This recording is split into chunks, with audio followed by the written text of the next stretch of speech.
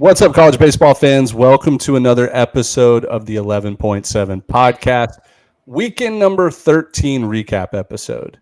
Joined here from my house, in my garage right now, in the middle of a thunderstorm.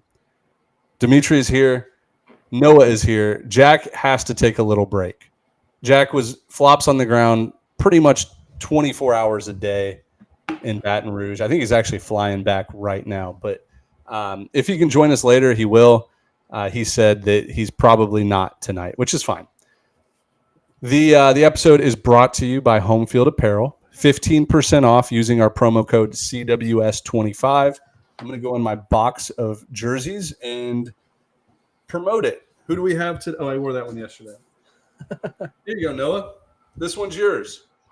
I haven't sent it to you yet, but the Michigan Wolverines. They lost the series this weekend. Lost the series, but it's okay. They'll win the Big Ten tournament. Use our promo code CWS25 for 15% off anything in their store. They have everything that you're looking for. Over 150 colleges, retro jerseys, retro hats, T-shirts. They have the coolest retro logos available. So place your order, 15% off. Use our promo code CWS25. And on that note, Dmitri, you lost the Survivor contest this week. So congratulations to C. Wilkes. You will be going to Omaha. Or Home Field Apparel is going to pay for your hotel stay and a few other things that they're throwing in for you. So congratulations, C. Wilkes, winning the Survivor contest. Lasted until week 13. That's pretty impressive. Yeah, I went back and listened to that. C. Wilkes, this is my official message of resignation or acknowledgement of defeat. Hey, what is it called when the presidents, when they lose the race, they make their official concede defeat or whatever? Is that what it is? I don't know. I don't do politics. I don't know. I'm not a politics guy either. Anyway, I concede the Survivor race to C. Wilkes. Congratulations, man. Georgia, you didn't concede, though. You did not concede. You lost. You picked Georgia, right? Well, like in the election, if he's talking the defeat, about like, and he congratulating him on the win. Who did he pick? LSU. He's an LSU fan, right? Wait, hold on. Timeout. LSU didn't win the series. Yeah, they did. Dude, they went for the sweep today. They were going for a sweep. Oh, you're right. I don't know why my brain. I'm an idiot. Leave it in. Leave it in because it's past midnight now. I don't know why I thought Arkansas won yesterday. My days are all being put together. So no excuses. I need to be better. LSU. They won the series. They're going to be the number one team tomorrow. I even have that written down that LSU will be the number one team tomorrow. I'm an idiot. It's all right. We'll start off slow. We'll bounce back in a big way. But we do have a fun show planned. We just released our newest mid-major top 25, and that will be our last mid-major top 25 of the season. We've done it like this every year. So it's really because we want to focus on conference tournaments after that, and they are a lot. It's a handful. There's so many different structures of conference tournaments. There's some that invite everybody, some that only invite top 4 or top 6. So we have to spend the time breaking down those conference tournaments. So, Dmitri, go ahead and pull up, if you would, the mid-major top 25. Let's run through it real quick. That's brought to you by Game Time Sidekicks. So they have all of this is an exclusive 11.7 stainless steel mug. They have tons of different schools available, baseball-themed ones. And you can use our promo code at GameTimeSidekicks.com. It's 11.7. That is the promo code. Put that at checkout. You'll get 15% off. They're awesome to work with. In fact, I was just texting with the owner maybe a week or two ago, and he was very happy with college baseball fans and said that they buy just as much as college basketball and college football fans. So check them out. And here it is. Here's a list of the mid-major top 25, the final ranking of the season. Congratulations to the Coastal Carolina Chanticleers. 41-11 overall. They end the season our number one mid-major team. You're moving your mic, Dmitri, and it's loud as hell. I know. I'm trying to adjust it. Okay. Well, The best way to put it is I think you could take those top 8 teams here, which is Coastal 1, Irvine 2, Southern Miss 3, Dallas Baptist 4, UTSA 5, Troy 6, Northeastern 7, Western Kentucky 8. You could take those 8 teams, and I would feel comfortable putting any of them winning a regional and making it to a super regional. I'm not saying they're all going to do it, and likely not more than one will do it, just going off of history. But I could picture all 8 of those teams in a super regional. So it's tough to rank 1 through 8. But the way that the power rankings are, like, we're not dropping Dallas Baptist a spot because they won 2 out of 3. It's a power ranking since the preseason, and this is how it shook out. So we're not disrespecting Western Kentucky for winning 41 games and being ranked 8th. They're in that tier 1, as we like to call it, if you want to separate this into 3 tiers. So I will tell you guys this. Coastal was the most impressive team to me all year based off of what they did both offensively and pitching and the schedule that they played. Tougher schedule. They lose 1 road series all year, and that was at Troy. Other than that, and especially recently, squeaky clean. Very impressive. Irvine was the number 1 team for a long time, probably 8 weeks of the season. They lose 2 out of 3 to who was it? They lost 2 out of San Diego. That's right, UC San Diego. And we dropped them down, but overall resume, really good. Southern Miss, I feel bad for Southern Miss and their fans because they never got the number 1 spot this year, but they played tremendous baseball. And like, if it wasn't for Coastal winning 17 of their last 19 games or whatever it was, they probably would have won the Sun Belt. And there's still a weekend left, so maybe Coastal loses 2 out of 3 this next weekend, and Southern Miss sweeps Troy, and they win the Sun Belt. But man, that Southern Miss team, I watched all 3 of their games this weekend against Louisiana, and boy, they're bigger, stronger, and faster than years before. Offensively, they're going to get it done.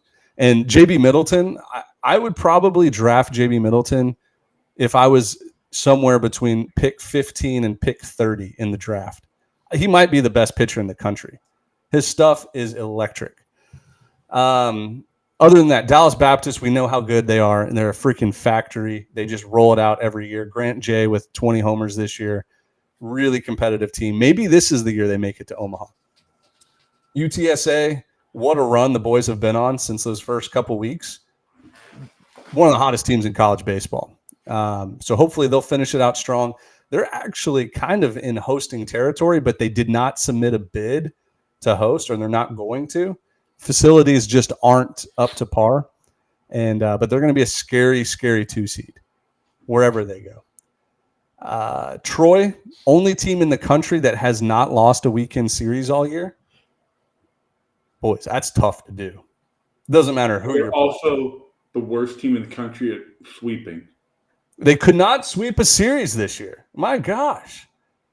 Everything was 2 out of 3. They might have had 1 sweep mixed in early in the year, but they're struggling on Sundays and Tuesdays. Maybe they'll get it turned around. Northeastern, literally the hottest team in the country. How many wins in a row? 20, 21? 20 wins in a row. Run away with the CAA. And number 1 pitching staff in the country. Good luck facing them. Good luck beating them twice in a regional. It's going to be hard. And then Western Kentucky, they've kind of been up and down recently, but steady Eddie is other than that. Like, they are, I think they're a threat because they're a little bit older offensively, and their pitching staff was leading the country for a majority of the season in ERA and batting average against. Not a tough schedule by any means, but I think they're going to be a team that's going to not be intimidated wherever they go in a regional. They'll be a tough 2 seed. I think Western Kentucky and Northeastern are very similar in story. I think Western has a little bit better of an offense, and I think I just launched my phone across the room. Whoops. I think Western has a little bit better of an offense, and I think Northeastern has a little bit better of a pitching staff. But I like that take, Dmitri. Pretty similar. Yeah. I'll grab my phone that I just launched. I think the only difference right now between the two of them, if you're wondering why one is in front of the other, Northeastern's won 20 straight, which is 3-4 weeks of baseball. Like, they haven't lost in a month. Yeah. So do you guys agree, disagree? No, I know I haven't given you much microphone time here. Those top 8, they're separate from maybe the group of 8 or 9 below them, correct? Yeah, I agree with that. Where I had a suggestion that I think I got outvoted 2-1 on, because Jack wasn't here tonight for this. I think Northeastern has impressed me more than Troy this year. Troy hasn't lost that series, but I think what Northeastern's done outside of the first weekend of the year, they have 6 losses. Yeah. But they lose 3 out of 4 to Hawaii to open the year. But we can also make the counter argument, and the reason why we have them the way they are. Troy had that marquee series win over Coastal Carolina. Northeastern doesn't really have that upper tier marquee big time series win. They have a lot of wins, but they don't have that big time series win. And that's their best wins are like 2 midweeks over K-State. So, yeah. Anyways, we'll run through the team at number 10. Go ahead and talk about them for me, please. Yeah, I was gonna break it down into probably the next. It's really 9 through 21. These teams are pretty much just bipolar. They'll have a huge weekend series win, and then they'll drop 2 out of 3 to a conference opponent that's below 500. So number 9, Southeastern Louisiana Lions. They win the tiebreaker over UTRGV in the Southland. They win the conference. They'll be the number 1 seed in hosting that conference tournament, even though UTRGV will also host. The Southland's got an awesome tournament bracket we'll talk about here in a second, and it starts this next week. And then 10 is the Stetson Hatters, who Dmitri picked preseason to win the A-Sun, and has the bet with Jack, the 2-liter Mountain Dew bet on the show. So and they're tied right now. Austin P and Stetson are tied in the A-Sun standings. So whoever has a better conference record by Saturday when the season's over will decide whether Dmitri or Jack needs to drink a 2-liter of Mountain Dew. It would be a lot of fun. Creighton comes in at number 11. Big series win against Xavier this weekend. They're 34-14. So they've played less games, but they don't schedule like cupcakes. They don't have like 2 midweeks against cupcakes. Like, they're playing a little bit tougher schedule. And the Big East as a whole is pretty good, or at least the top half. I have a question. Isn't it harder for Creighton to schedule good midweeks? Because I feel like no school is close to them. The only school would be Lincoln, would be Nebraska. Well, Omaha. Omaha and Nebraska are the only 2. Everybody else is 3-4 hours easy. There's some in like the Iowa area that's not too far. That's still like a 2 or 3 hour drive. Yeah, it's tough for them to schedule midweeks, but sometimes teams will just come and play them because they play home games at TD Ameritrade. And you can fly right into Omaha, play your game, get right back in the airport, and fly right out. Right. All right. Number 12, ETSU leading the SoCon, 37-13. I think they're dangerous as well. You start looking at shout out to Pair ratings. Start looking at his metrics that he has out there. He thinks that they're highly underrated. And as much as it kills me being a SoCon athlete to see ETSU better than Mercer this year, I agree with him. They have 2 guys that have hit 20 homers this year. And then the pitching staff, their number 1 and number 2 are really good. I have no idea. So, I'm gonna that's all you need. To be honest, that's fine. His Wi-Fi is like. I know. UConn, number 13. Other than their series loss to Creighton, they've been running through the Big East, and like they look like that same UConn team that gets hot in May and June and ends up in a super regional. So never count out UConn. UTRGV tied with Southeastern Louisiana in the Southland. Cal Poly sitting at 15. Austin P. Governor 16. Xavier 17. UNC Wilmington breaks the top 20 again. That's a preseason team we were very high on, and they looked bad in March and April. But they're heating back up. They look good. South Florida, bipolar team. My goodness. Like, they lose a weekend series last week, and then this week they beat Florida in the midweek and then win 2 out of 3 against FAU. Let's see. Where did I leave off? Oh, here we go. Charlotte 49ers, another bipolar team. Very talented, but sometimes they lose games down to their competition. And then 21, UC Santa Barbara. Like, they have the number 1 pitcher in the country, Tyler Bremner, sets the UC Santa Barbara strikeout record this weekend. They're heating back up. And that was another team we were very high on preseason. So I need to go find the guy. I'm so excited. Irvine just clinched the Big West today, but the guy said what was the phrase he used? He said it was insulting that we had Irvine over Santa Barbara in the preseason. A lot of college baseball experts out there on Twitter. A lot of them. And then 22 through 25. Really good stories. Like, they all have won their conference. Wright State, we know about them. The Raiders, they're going to be a hell of a 4 seed somewhere. Miami, Ohio enters the rankings this week. They're tied for first. Actually, they're a game back of Kent State, but they did beat Kent State 2 out of 3. The Red Hawks. Tell us, Noah, I know you keep up with the MAC pretty well. What do we need to know about the Red Hawks? Because you got to see them in person this year, right? Yeah, I did. I honestly think that their bullpen is one of their strengths. They've got like 2 guys that are shut down, and 1 through 6 in that lineup. They're pretty solid. Like, anybody can have like the day. I remember going there watching in person, and Applewick was the dude, and he was super silent on the doubleheader that I saw him, and that lineup still raked. So, yeah, like 1 through 6, they're really good. Honestly, I think any of those MAC teams, it's Miami, Ohio, Kent State were the 2 that we really considered for this. But throw in Ball State, Bowling Green, that top 4 is going to be an absolute dogfight for that 1 MAC auto bid this year. Yep. And then 24, we have Murray State entering the rankings. They're 33-13.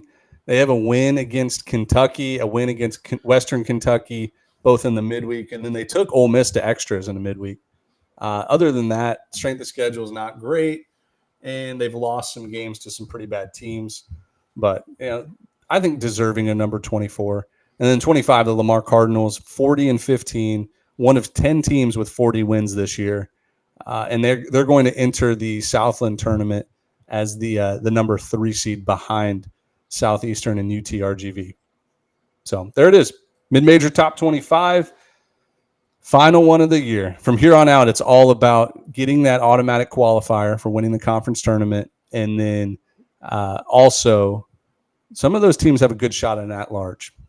So you don't want to. Season, fellas. Well done. There was other teams we were considering too. I wrote out a list of about 8 that I think could have made the final 3 spots, but ultimately we came out with those 3 teams: Murray State, Lamar, and Miami, Ohio. Nice. Well, let's get into it. Let's get into the real meaty stuff from the weekend.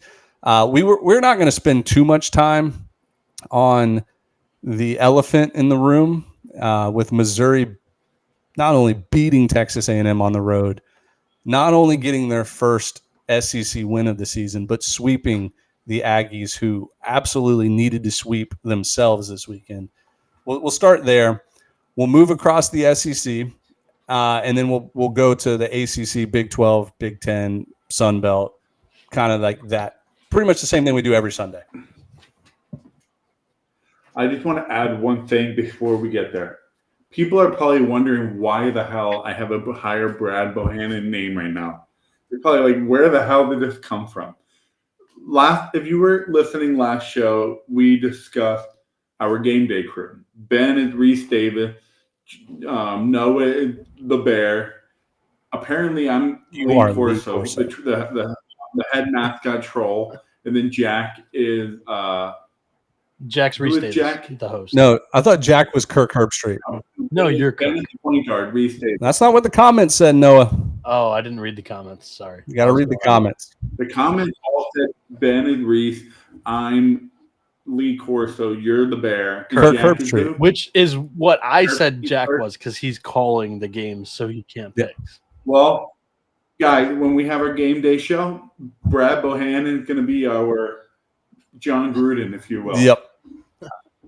He's going to be leading the gambling It was- department. And we're serious about this. If you guys have any connection with Brad Bohannon, put us in touch. Like, this isn't just some joke. Like, I think Brad Bohannon, I want to hear his brains about coaching in the SEC. I want to have that access to him all the time. And I think he knows a thing or two about gambling and where to really beat I didn't even realize Dmitri put this as his name, but this is actually kind of funny. Pre-show, we were talking about, like, hey, for next year, who are like white whales that we would potentially hire on, or some white whales we want to join our team. And Brad Bohannon was mine. I was like, dude, he's not going to coach ever again. The NCAA put like a 15-year, what's the word I'm looking for, Noah? Show cause ban on him. So he's just never going to coach college baseball ever again. Why not join a media company and just fully embrace what he did? Now, what he did was wrong and gambling related, and you guys can look up the story yourselves, but he got fired midseason in 2023 for insider betting. Ben, But I don't like like you giving Noah Darling and College Baseball Central ideas for this offseason to go out and hire our guy. Come on now. If Noah Darling can pull it off, man, I'll tip a cap. But yeah, I just think it would be funny just to have Brad Bohannon join our show every once in a while. It'd be hilarious. But anyways, let's dive in to the meat of this. Certainly add some credibility to us. That's for sure. Yeah, well, we need that. We really do. Let's not spend too much time here with Missouri sweeping Texas A&M. Like, don't kick a dead horse when he's dead. Just Texas A&M right now is dead. I think the only way that they get into the tournament, preseason unanimous number one, is you sweep this weekend and you go at least to the SEC semifinals, but even like probably have to go to the SEC finals with a sweep next weekend. I think Texas A&M only path to a regional should be an SEC tournament championship, aka an automatic bid, where the NCAA cannot say no to you. I mean, I'm sorry that people are going to say the 14-win composite, they sweep Georgia, they'll have 13 SEC wins, they win one in Hoover, that's 14. Nah, get the fuck out of here. You had your chance. You got to go. Pack your shit up and go to Cancun. You had your shot. Dude, the lack of drive, motivation, determination, any other key word that you want to throw at a clubhouse after you get embarrassed like they did in game one, let alone getting game two. The lack of that, because after the first 4 innings of this series, they just expected Missouri to roll over and die. That didn't happen.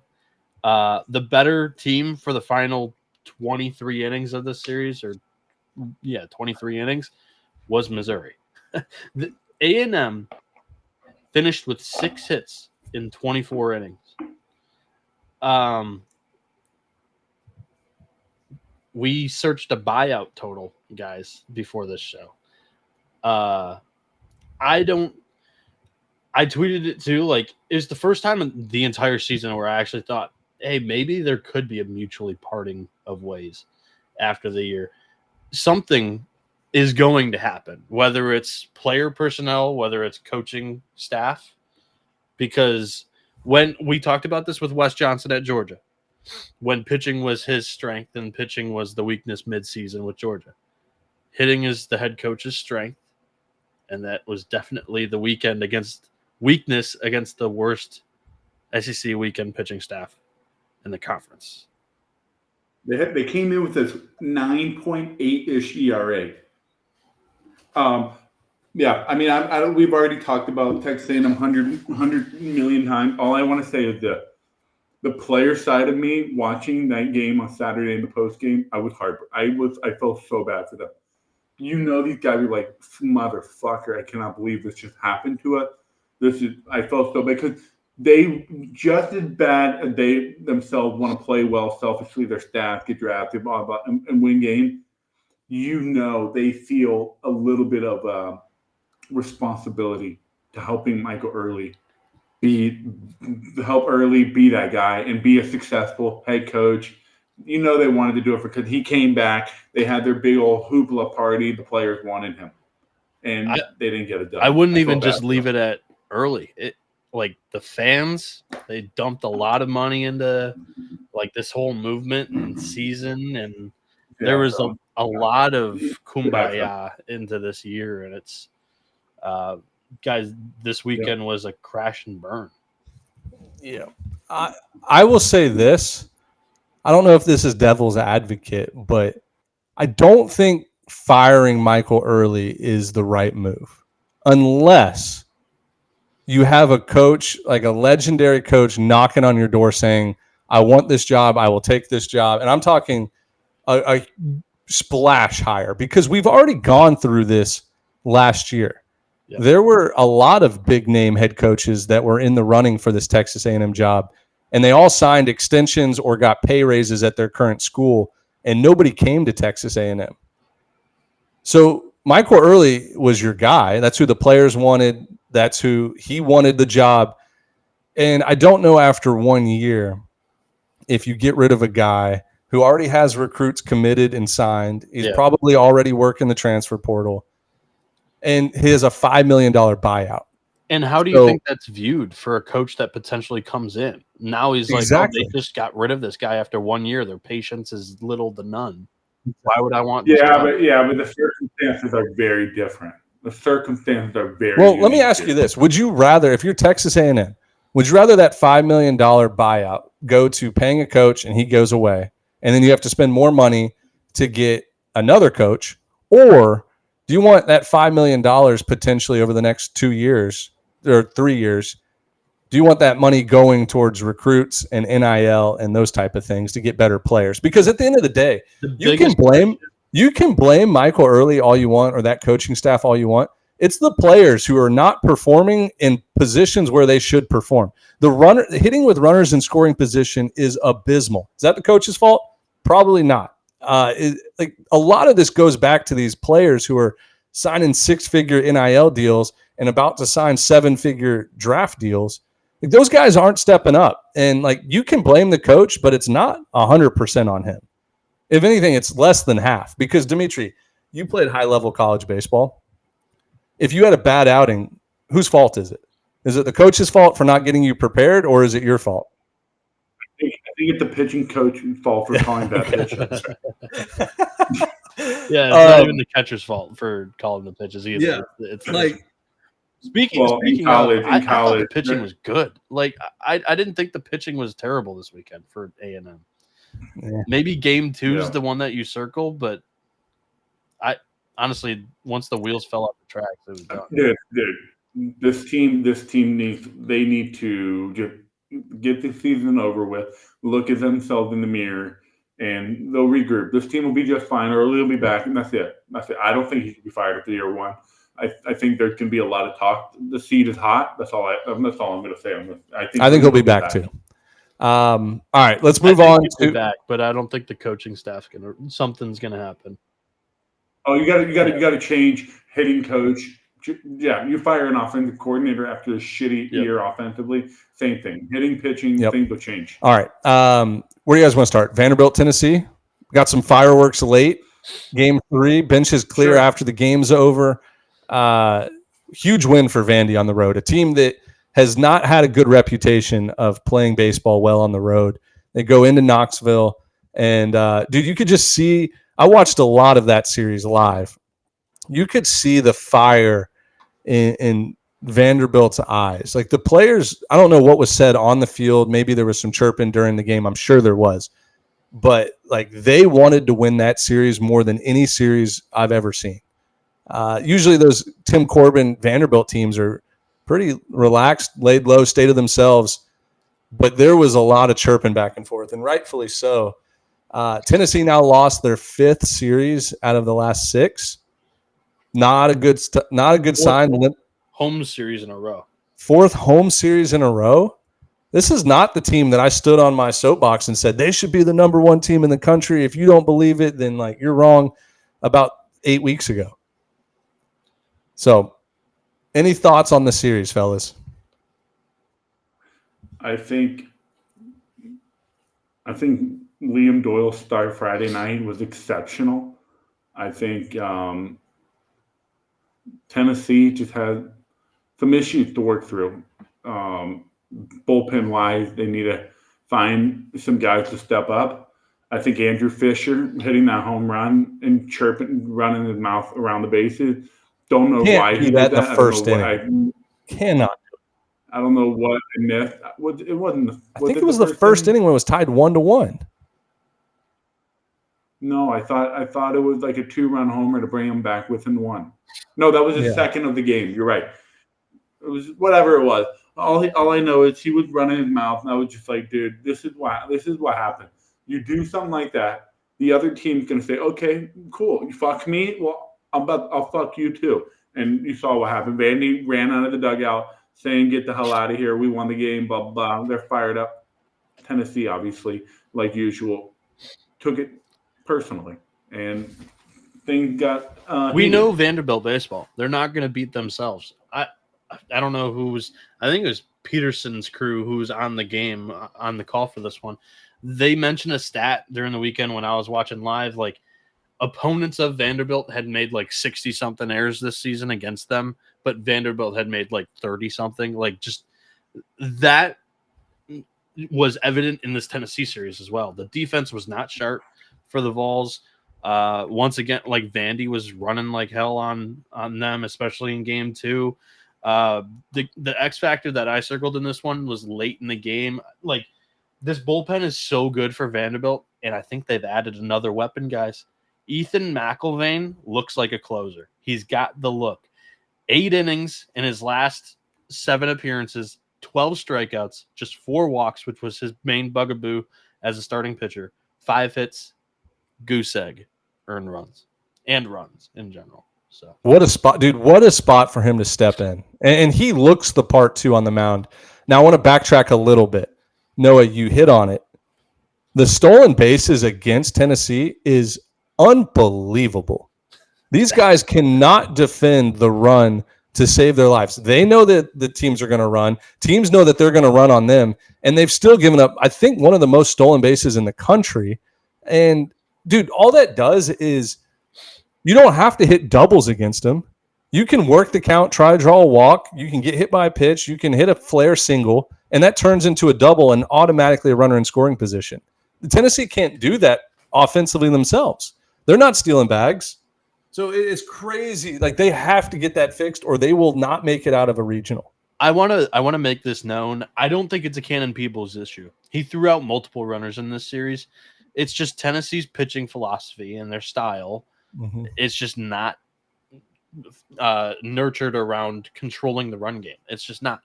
There's no focus in that whatsoever. Yeah, I mean, unbelievable win for Vanderbilt. Up to number 3 in the RPI. They are in a very good spot to get a national seed and to be at home all the way to. Dude, Tennessee might not host. Good for them. They might not. They're 15th in RPI right now, and they've lost. They're 4-5 in SEC series right now. Is that a host resume? And hey, it doesn't get much easier. They go at Arkansas next weekend. Yeah. The Dave Van Horn rivalry. The Tony Vitello, Dave. I don't think it's a rivalry. I think they're good friends, but you know how it is. Good friends like to beat each other on the field. I would love to kick them that if we ever coach each other one day. It's gonna be all lovey and dovey, whatever. But you know, I'm looking in that dugout. He's chewing out his team in the clubhouse prior to when they were. I'm gonna play. So that's exactly what it is. But Tennessee's got their hands full. Florida's knocking on the door for that regional spot. There's a couple of teams. West Virginia's not dead yet, pretty much dead, but there's teams knocking on the door. So Tennessee's got to worry about their business because there's people right there ready to take it. I would be stunned if Tennessee loses this next weekend, 2 out of 3 to Arkansas. I would be stunned if they were rewarded a regional host. I really would. They haven't done anything to earn one since March. Take out the name Tennessee Volunteers. You would all think, no, this team doesn't need to be hosted. Well, but they can change it. Like if they win 2 out of 3 against Arkansas and then win. Well, I'm saying if they do Right, lose that and then series. who knows what will happen in the SEC? But yeah, it's scary times for Tennessee, and it's also scary times for ACC teams who might have Tennessee as a 2 seed in the regional. Yeah, we saw that in 2024. Or 23, how that worked out. If you're an ACC or a Big 12 team like projected to host, you're praying Tennessee just hosts a regional and you don't have to worry about it because you don't want them. One thing I will say too is I don't have the numbers in front of me. Noah, do you know by any chance what Tennessee's record is on game 2 and game 3 of the series? Oh, it's not good. In SEC play outside of Doyle.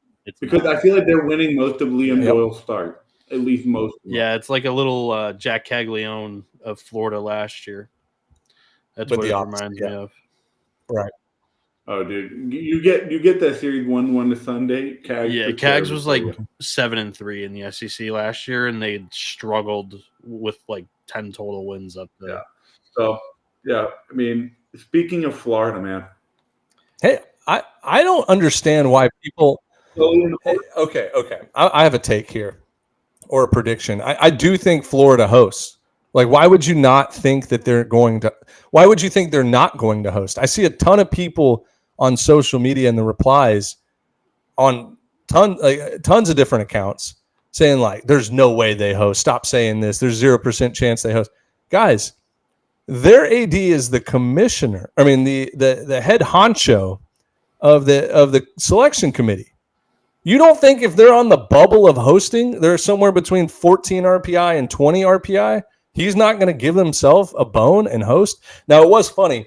Florida fans were chiming in saying like, hey, our AD actually hates Florida. Like he hates his own school and he's going to screw us somehow. I don't know what the background is, but I think that's funny. You would be a fool if you didn't think the Florida Gators who have, I don't have the exact stats in front of me, but weekend series wins against like top 8 opponents. Texas, Arkansas. I can get the listeners to run down. So they started. We all know they started SEC play 1-11. They got swept. They got swept by Tennessee, swept by Georgia, lost 2 out of 3 at Ole Miss, swept by Vanderbilt at home. And then, dude, you got that 3-game series against Missouri. That was we should have known better. That was the series they were going to get their things together, figure out, kind of get out of the gutter. And then they go sweep Missouri, 2 out of 3 at Mississippi State, 2 out of 3 at home against Arkansas. Then they murdered South Carolina. Sweep South Carolina on the road, 2 out of 3 at Texas. Dmitri, who do they finish up with? Alabama. At home versus Alabama. Alabama is also fighting for a regional hosting as well. No, I think Alabama's locked in. If you go SEC wins, what do you mean? Fine. They're 15-12. They're 15-12 in the SEC with an 8 RPI. They're chilling. So Florida sweeps them though. Then they're 15-15 with a mid-teens. Okay, 15-15 with it. I think the composite number should be 17 for hosting, including Hoover. Auburn got a host with 16 and 22, and they had their AD on the committee. Yeah. That was also 23, not 22. 23. Yeah. So 6. I think for me it was 17, where it was like you're deserving 17 win, including Hoover. But anyway, back to Florida. Shout out to their freshman today. I forgot his name. Aiden King. Aiden King. Yeah, lights out today. Got out inning on the road at the number 1 team in the country. Tip my cap. Hell of a job. And Sully hit the right buttons at the right time and got those boys another series win. Good for them. Is this a trend beginning for Texas? I think the injury bug's starting to catch up to Texas. You can't rely on your offense and pitching to outperform what they were doing with Jared Spencer and with Max Ballou. Like they got better once they lost those 2 guys. That was going to tail off at some point, right? What I keep scratching my head about is what was the decision of moving Riojas where he was comfortable going game 3 to now he's got all the pressure on his shoulders going game 1. And he's had 2 blow-up starts outside of the A&M start where he was pretty good. That was his first Friday night start. I think Luke Harrison's really steady. That's what you need right now, is just a steady arm that can eat innings on game 1. Don't put your bullpen behind, because that's honestly like where they've been. And I think Max Grubbs needs to be elevated into the rotation. He was great this weekend. He's been good. He's been great. Yeah. Let me ask you this, Noah. And Jason Flores out. Dylan Volantis.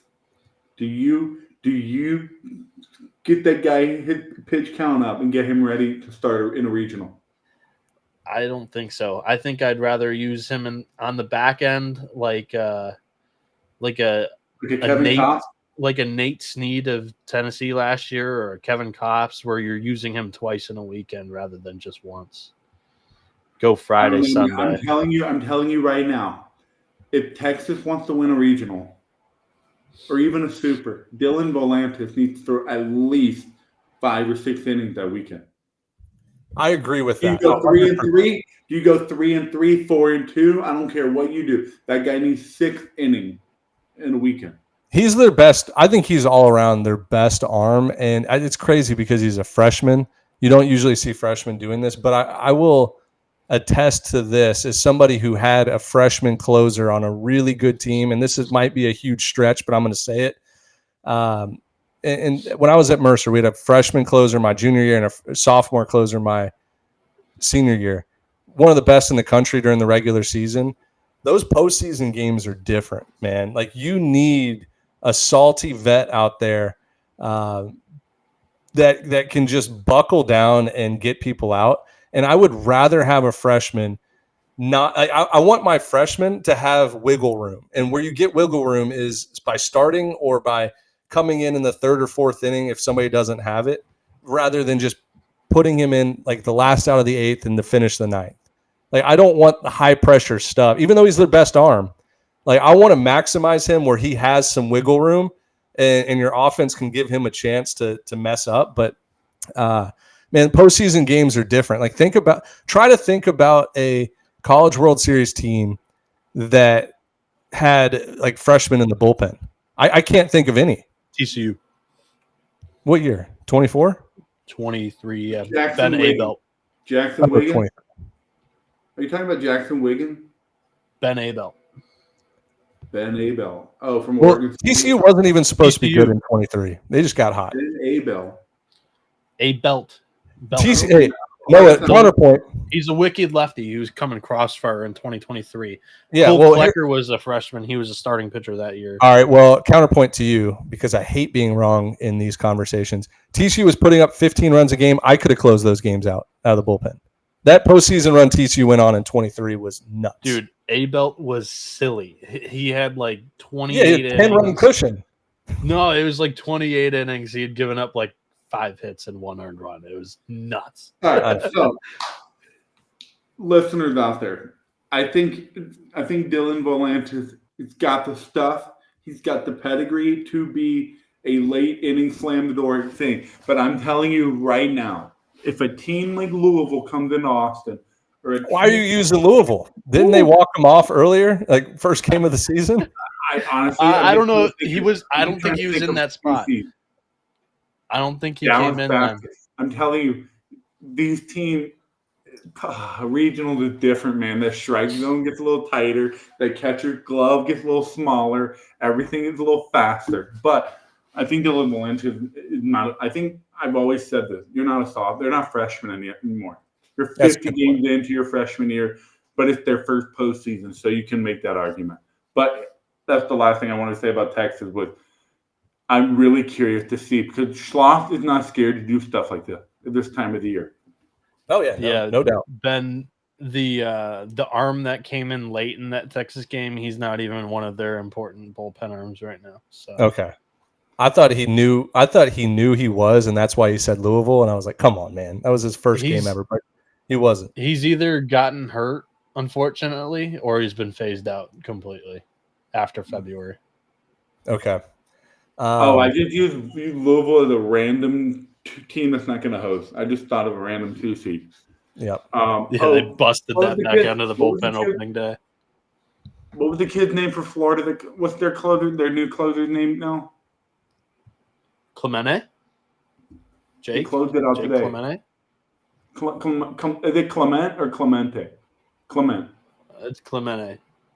I think it's Clemente. I think the Texas broadcaster said Clement today, which surprised me because I thought it was Clemente.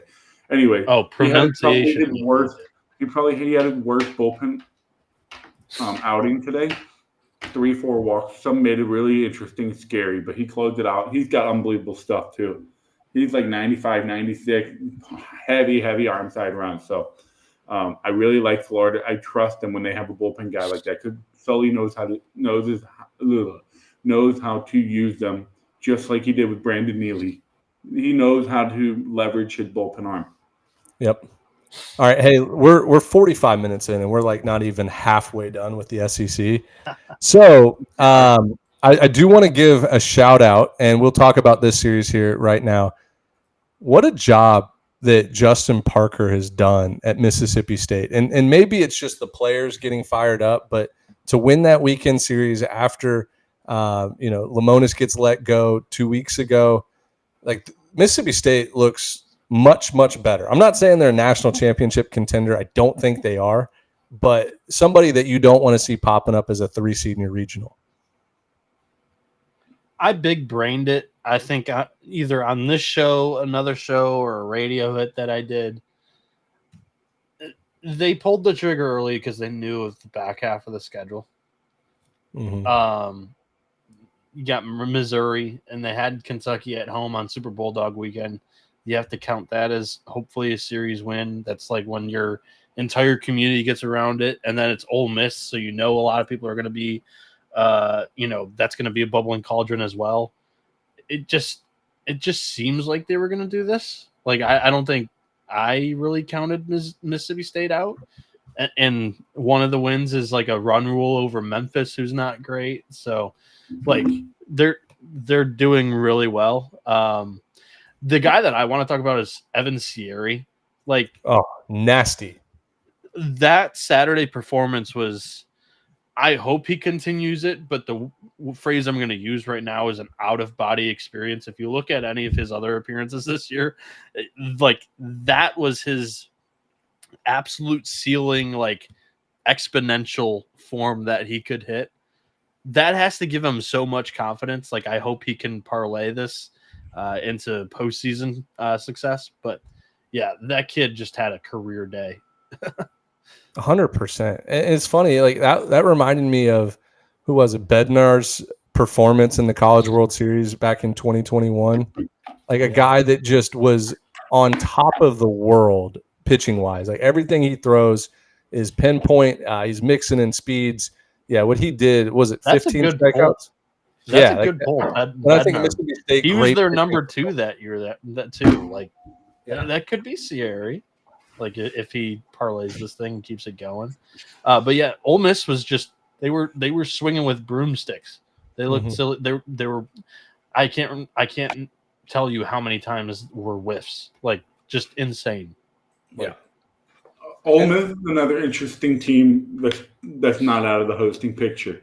They've got Auburn at home in Oxford this weekend, and Ole Miss has still got everything in front of them to have an Oxford regional. So I think Ole Miss needs to regroup quick. I know it's the rivalry weekend with Mississippi State. Big win for Mississippi State, really big win. That was massive. But I think the bigger story is, can Ole Miss rebound and still get that Oxford regional? Yeah, right now Ole Miss is 17 in the RPI, but they're playing the number 2 team in the RPI, Auburn, next week. So if they win that series, that'll put them at 16-14 in conference play and a series. Yeah, I think they'll be hosting at that point, but we'll see. How about Kentucky? A team that when we did our Field of 64 Noah last Tuesday, we were like, if there is a SEC team that might not get in, it's probably going to be Kentucky, because we assumed A&M was going to win all 3 against Missouri. How about Kentucky goes and sweeps Oklahoma, puts Oklahoma in a much worse spot because they were kind of on that hosting bubble. Now it's like, man, Oklahoma just cannot win on the road. So the the Wildcats. Like they're going to make the postseason, probably a 2 seed, like a low 2 seed if I had to guess. But that's a style of baseball that is going to cause havoc just like it did last year in the postseason. My brain goes instantly to Oregon State Super Regional, where like Oregon State was the better team and Kentucky just outplayed them in all facets. So keep an eye out on Kentucky. They're right now 13 and 14 in the SEC with games against. I had all this memorized. Oh, they're at Vanderbilt, so that 33 RPI is going to climb this weekend, especially if they can win just one. Yeah, Kentucky does really well at just working counts and working the starting pitcher. When I was in Lexington, there was a crazy stat that I had a hard time believing, but their SID just announced, like during that Texas series, that all 3 of their starting pitchers didn't go finish the 6th inning. And I've been trying to pay attention to that. It is not regular that starters are finishing the 6th inning against Kentucky. They are getting those starting pitchers out of the game, working those counts, getting to be able to tax the bullpen early in a series, and then they get them late. It is my biggest analysis on just like the strategy that Kentucky's been using, because they formulate their weekend rotation to be strongest on Saturday and Sunday. Nate Harris is a freshman on Friday. He's been going pretty good, but their number 1's Nick McKay, who goes on Saturday, and their number 2 is Ben Cleaver, who's got the best stuff on the team from everybody that you talk to, and even their fans. Like, they love Cleaver, and he's their Sunday guy. They feel most dangerous going game 2 and game 3. So I really like that philosophy, like of just, if you're able to do that well, it works, it's successful. Ben, I think I have my pulse on a Kyson Witherspoon stat. Am I allowed to say it on the show? I was texting you guys about it Friday. Go ahead. Oh, how he pitches to his competition ultimately. Like, bad teams, he's not good. Good teams, he's really good. Yep. Go for it. So his combined ERA against Lehigh, Kentucky, South Carolina, and Missouri is 5.49. He has a 1.29 ERA against everybody else. Big game pitcher, man. Big game pitcher. Big time player, make big time plays in big time game. Oh. Yeah, Oklahoma's like hoping they get the best like 2 seed or 3 seed in the country for that first round matchup. Like, please, Oklahoma's a weird team, man. People are saying they're overrated. They're mid Lahoma or whatever they call them. I'm like, dude, this is one of the better rotations in the country. Yeah, like they just have had a weird year. They've had bad breaks. I don't know what it is. They had a legit rotation. It's a talented rotation. On paper, I don't know if it's like up there, but I'm on paper. No, on paper, I don't think it is. But I'm with you on talent. What do you mean on paper? Kyson Witherspoon on paper is one of the best armed in the country. Malachi Witherspoon on paper is an unbelievable Sunday guy. But gets me every time, too. Isn't it Malachi? Is it Malachi? I think so. I've never heard the name Malachi in my life. Malachi. Whatever. Malachi Witherspoon. And they're number 3. I think that is on paper one of the better rotations. But now, statistically speaking, it's not. Yep. So, all right. Well, let's do the last SEC series here. I know we're forgetting a couple. Like, Auburn destroyed South Carolina. Like, we're not going to kill South Carolina. No. I have 2 things, and then we'll get into the new series. Dude, 2 things for you is 15 minutes. No, Malachi 5.66 ERA, Cade Crossland 6.62. That's what I mean. Like, on paper, they're not. All right, elite. I think we're happy. I think we have a different definition of on paper. I'm meaning on like paper, talent. Like on paper, as in like what they should be doing, what they're capable of. That's usually what I think. Like if somebody says we have the best lineup in the country on paper, they're talented, they're really good, but they're just not performing. I think we've got the same definition. We just use different terms. And then I pulled that stat on. What do you mean? On paper, Kyson Witherspoon is the top 10 Friday night guy in the country. I just think he is a top 5 Friday night guy in the country. I don't even think that's on paper. I just Well, think how is that he not on paper? That they're one of the best rotations in the It country? depends on what your paper is. If you're a draft, like if you're an MLB scout, He said his paper is the same as mine. Okay. What are you using? Carbon fiber paper or something? I'm using damn. I pulled your paper. Tennessee stat for you too. What paper do you use? Receipt paper? What do you call that paper? I pulled your Tennessee stat. They're 15-12 in the SEC, and they've won. They're 9-9 on Saturdays and Sundays. Yeah, I mean, I remember watching one of Malachi's starts, and I was just like, dude, this guy's stuff is so good. It was I remember what series it was. It was at Alabama. He just put everything middle, 96 mile an hour fastball down the middle. Whatever his breaking ball was, his slider, curveball was right down the middle. Everything was middle, and I'm like, dude, this guy is too good to be doing that. And Alabama smashed him. So I think it's just I don't know what it is, but that is that. All right. Actually, there's 2 more SEC series. I forgot. We haven't even talked about Arkansas at LSU. Nope. Jack was there. Flops on the ground. LSU took care of business on Saturday. Run ruled Arkansas, but the 2 games, the swing games, as you should call it, LSU walks them off on Friday night. Exciting game, a lot of emotion. It was really the Fry game. Like Fry came in and walk-off sack fly, carried that into Saturday. I thought both Root and Cade Anderson were excellent. Now, there is a little bit of question mark. Cade Anderson leaves the game with an apparent arm injury. I don't know where wrist on his cramp. arm. Wrist cramp. I get those all the time, dude. Back when I worked at Geico and I was typing on the computer all day, every day, I'd get wrist cramps all the time. So he'll be Dmitri, as a pitcher, do you believe that though?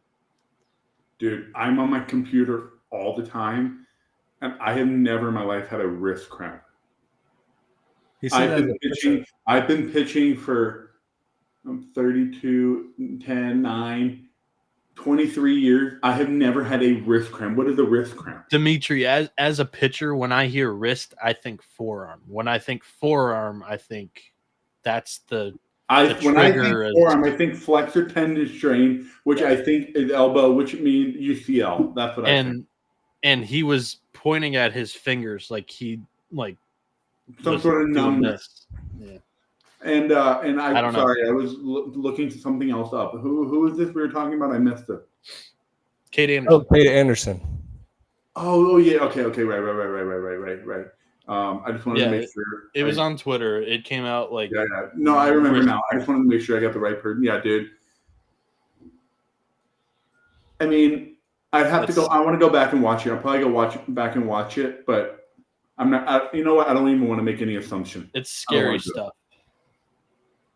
We'll see. The wrist cramp. Sucks. I'm not buying it totally. No. I'm not buying that either. The same shit with Jared Spencer. They were saying we were just fatigue. It's just arm maintenance. We wanted to get him out of there. He was tired.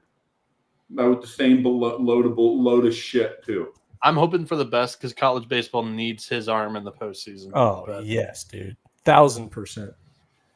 In fact, like if I'm LSU, I don't pitch him next week. I don't pitch him in the conference tournament. Oh, no, dude, if I told you with Jared Spencer, if you come out of the game, you're out for a minimum 10 days because he has to throw a bullpen again. Well, he's going to take 3-4 days off to get imaging done, doctors, all that stuff. At that high level, they take care of those guys way better than I was ever taken care of. But they're going to take 3-4 days, no throwing. They're going to ramp him up again. They're going to get in the bullpen. If he feels good, he'll be ready for the next start, or they'll ramp him up. So he's out for next weekend 100%. Yeah, the good thing about today's, I always give the nerds and the data crew a lot of slack, but the good thing about today's game is they can, like, at his next bullpen, and they tell him, like, hey, we want to see you rip it like 100%. If the numbers aren't matching up with spin rate, velocity, and those type of things, they'll know right away. You can't simulate adrenaline, though, like in an SEC Friday night atmosphere. Yeah, but they have data on all of his other bullpens. Wait. They have his bullpen metrics, too. Yeah. They have his bullpen metrics, so they know what he's like in a bullpen, inside, outside, whatever it is. Yeah. So you can't just rely. He might say, "Oh, I'm fine." And they're like, "Nope, you're not fine." But anyways, what I wanted to go, like, good job for Arkansas salvaging the series. Like, don't get swept on the road. Rule number 1: win your home series. Don't get swept on the road, and you'll be just fine. You'll host a regional and SEC play. And they got walked off in game 1. Right? Yeah. On a walk-off strikeout in game 2 or whatever, game 1, whatever. Yeah, well, that was a run. Umpire that made the safe call, hysterical. I watched it. I forgot about that. Freaking hilarious. Dying. Dude, there was somebody that edited. They put out a cut of the guy jumping with the Super Mario jump sound. Oh. I'll tell you exactly who that was, because I almost put the Mario box with the coin popping up.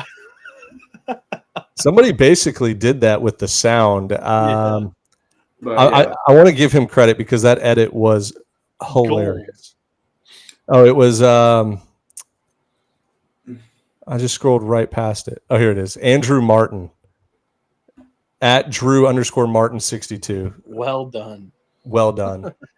But yeah, anyways, I don't want to read too much into this series. Arkansas, other than Saturday, hung right in there with LSU, and LSU, like, we know how hard it is to win in the box. Like, that Friday night game, if that was in Fayetteville, Arkansas played good enough to win. Sure, there were some mistakes here and there, but I thought Zach Root looked like a true ace. I thought Cade Anderson looked like a true ace. And then, you just had some clutch hits late from LSU. And then today's game, it felt like LSU was knocking on the door several times. In fact, I'm a momentum guy. I like to follow momentum of games if I'm watching the whole thing live. The LSU stopped Arkansas's momentum early in the game. And at that point, I was like, oh, LSU might put up a crooked number here and go on a run. Arkansas fought right back. They took the momentum back in their hands, and then I think it was a 5-4 game in the ninth, and Arkansas scores 2 runs with the bases loaded. But still, it wasn't like, I forget who came in. Maybe it was Rizzy. I think Rizzy came in the game. Bases loaded, 1 out, doesn't give up any more runs. I thought LSU was going to come back and tie the game or even make it interesting in the ninth. They didn't. Look, both these teams are really good. Arkansas, very good. LSU, very good. I think LSU will be the number 1 team in the country tomorrow when the rankings come out. But as we all know, rankings mean nothing. Jay Johnson doesn't care one bit about a number 1 next to his name. Dave Van Horn doesn't give a shit either. Yep. Jim Schlossnagle doesn't give a shit. Sully doesn't give a shit. None of these, they don't give a shit. My biggest takeaway from especially game 3, I think this series was so tight, but that just symbolized how deep and like talented that Arkansas bullpen is. Dylan Carter, 2 innings, 2 hits, no earned runs. Christian Frouch, 3 strikeouts and 1.2. Cole Gibbler, 1.1, 3 strikeouts, no hits. Aiden Jimenez, who appeared earlier in the series and was really good, came out for a second time after they already seen him once. It wasn't as good, but Parker Coyle comes in, gets 2 outs with a strikeout. Like, they go like 8 deep back there. It's nuts. Yeah, really good. I also want to say, never mind. I'll save it for Wednesday's episode when we talk Golden Spikes. But let's do the last SEC series. Georgia loses 2 out of 3 to Alabama. And if you would have told me that Friday night, I would have said you're crazy.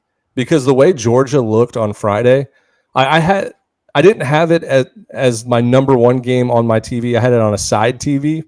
And everything that Alabama threw up there was like Georgia knew it was coming. It was like Alabama was tipping their pitches or whatever. They did not look off balanced 1 swing. They did not get cheated 1 time. Georgia just put the ball 105 off the bat over and over and over and over again. That was impressive. And I came out, I was like, dude, Georgia might just be hot again, and they might win the national championship. But good for Alabama defending the home turf, coming back after multiple rain delays, games getting postponed, all of that, to win the series. And as Dmitri said earlier in the show, like, they almost punched their ticket to host. Like, as long as they don't crumble this last weekend series and again in the SEC tournament, they're going to host a regional. And that's huge for Alabama, who plays a lot better at home. Yeah, I like this Alabama team. I think this is a super regional caliber team. If they get that home regional, I think they will be just fine winning their home regional. No doubt about it in my mind. Yeah, that's an Alabama team. I saw Alabama play in person in Jacksonville week 2, and they big brothered Coastal Carolina. They won like 9-0. It was never even close. If that team comes back, like if that's the team we're going to see in the postseason, they can make a deep, deep, deep run. Yeah. And this is a good Georgia team, guys. Don't forget, like, this is a good Georgia team. I think this is, and you're smirking because I was so close to hitting that Georgia pick, guy. Fuck, man. After that Friday night shellacking, I was like, dude, Florida won't beat Texas. Georgia smacked him. I go, this is alive. We are alive for Georgia to win the SEC, but it didn't quite shake out that way. But yeah, so that's all I've got on the SEC. Perfect. No, I want you. I want to see Georgia needs to beat the pants off of Texas A&M next weekend because, like, you got to show, like, we are that much better than this team if you want to get that. I think they have the national seed, but I want them to show it. Yeah. The national seed picture is going to be interesting on what the committee does. I obviously follow college softball now, too, because of my job at Synergy. 7 of the top 8 national seeds were from the SEC. So, like, we're kind of getting into that territory where year in, year out, they're not afraid to put 6 SEC teams as national seeds. So we'll see what the baseball committee does. Been different, too. Like, they've gotten all 14 SEC teams into their tournament once before, too. That's a good point. I don't want to compare baseball and softball. New conference. All right. Yeah, no, I want you to write down 106.33 because that's when we switch off the SEC. There's a ton of listeners out there that don't give a damn about the SEC. So I want to put this in the timestamps in the description. Congratulations, SEC. You took an hour of our time. No, we did mid-major, so it was not an hour. We did. Okay, you're right. It was like 17 minutes of mid-major. All right, nice. But I do want to move to my favorite series of the weekend just real quick before we get into the ACC. Shout out to the Army Black Knights advancing to the Patriot League Championship Series next weekend, best 2 out of 3. Army, rule number 1 about 11.7, never fade Army in the Patriot League. They were not the number 1 seed. In fact, they were the 3 seed in that conference. They go on the road, beat Navy 2 out of 3. After losing game 1. I Did forget High Point guys. Hold on? Holy Point. Holy Cross. Same colors, same. I believe so. They were down. Holy Cross, they were in a dogfight with Lehigh today. Yeah, game 3. I know they had like a 6-run inning, and I turned it off. It was like in the 7th inning. Yep, Holy Cross absolutely obliterated them. They're in the championship. Yeah. But yeah, Army, never fade Army in the Patriot League. They're working on their 7th straight automatic qualifier. What, Noah? They put up 16 runs in the final 3 at bats. Yeah, and the 6th inning, I think they put a 6 spot up, right? Yeah. Yeah, that's when I turned it off. They were down 7-1. That'll be a 7-3. Hey, that'll be a really fun weekend series to watch for all the listeners out there. Holy Cross, who was the best team in that conference all year, they have a win over Auburn and a win over somebody else pretty good. They're hosting Army. Who? Oh, I'm saying, yeah, Holy Cross is like, they're good. They're a good team, but Army is that incumbent that just wins every single year. And Army's going for their 7th straight NCAA postseason appearance. So it'll be fun to watch. A winner of that best 2 out of 3 goes to the NCAA tournament. So I want to give Army their flowers there. Let's move to the ACC. The number 1 point I wanted to bring up on the ACC is this Virginia Cavaliers team, dangerous. I know they started slow. They were very similar to Texas A&M, except they were the number 2 preseason team. They entered the weekend at like a 68 RPI, even though they had an above 500 conference record. And nobody, I wouldn't say nobody. There was a lot of people saying like, oh yeah, their at-large chances are done. They're not going to go from 68 to low 40s. Well, they're still 60. They're 60 right now, but their conference record is good. What are they? 14-10, right? Correct. 14-10, and they have a weekend series against Virginia Tech coming up, plus the ACC tournament. They lost the 3-game series. Like they didn't play a 3-game series against the ACC's best RPI team because of unfortunate happenings at Florida State during that week. So as of right now, I think Virginia's in, and I think that everybody and their moms, and I'm probably pointing at Coastal Carolina here, who's going to host a regional. Like if you're Coastal Carolina, you don't want to see Virginia as your 3 seed. The team is good. Once you're done, I have a couple like rebuttals about Virginia. I watched. Okay, no, that's fine. Like their bullpen scared me a bunch this weekend. Miami is feisty. If that series was played in Miami, I think Virginia would probably lose 2 out of 3. But the resilience of this veteran squad, old offensive team, like they came through clutch. They came back and won Friday's game or maybe Saturday's game. I just think that people are sleeping on Virginia. I think they're comfortably in the tournament right now, even at a 60 RPI, because their conference record is outweighing it. Yeah, So, I would say this though, they can't be comfortable. They're going to finish the no. season at Virginia Tech. Your rival is just waiting for the opportunity to just destroy your hopes and dreams. Yep. Oh, Virginia Tech is licking their chops and gosh. destroy Virginia's season. My Mercer Bears gave it all Virginia Tech could handle this weekend. Yeah. Here's my thing about both teams. First, I'm going to start with Miami. They're starting pitching, and you guys laugh at me when I do it, but this is it's a thing. They don't travel. 2 weeks ago, you guys laughed at me when I said they were going to lose to Boston College. Oh, I called it with you. Boston College just asked enough for Miami to, kind of hide their holes or their flaw. This weekend, in the first 3 innings of all 3 games, Miami gave up 3+ runs. In the first game, they were down 3-0 after 2. In the second, or in the bottom of the first, they gave up 3.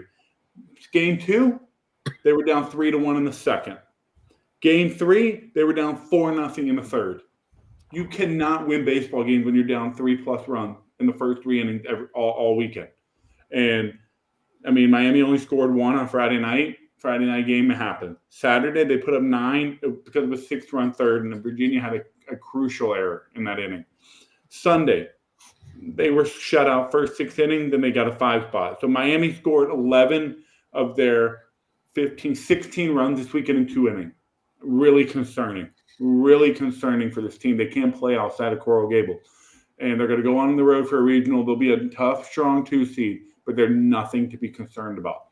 So, and I think Virginia, I don't think they're that good of a team. I think they just had a good weekend against a team that's very underwhelming on the road.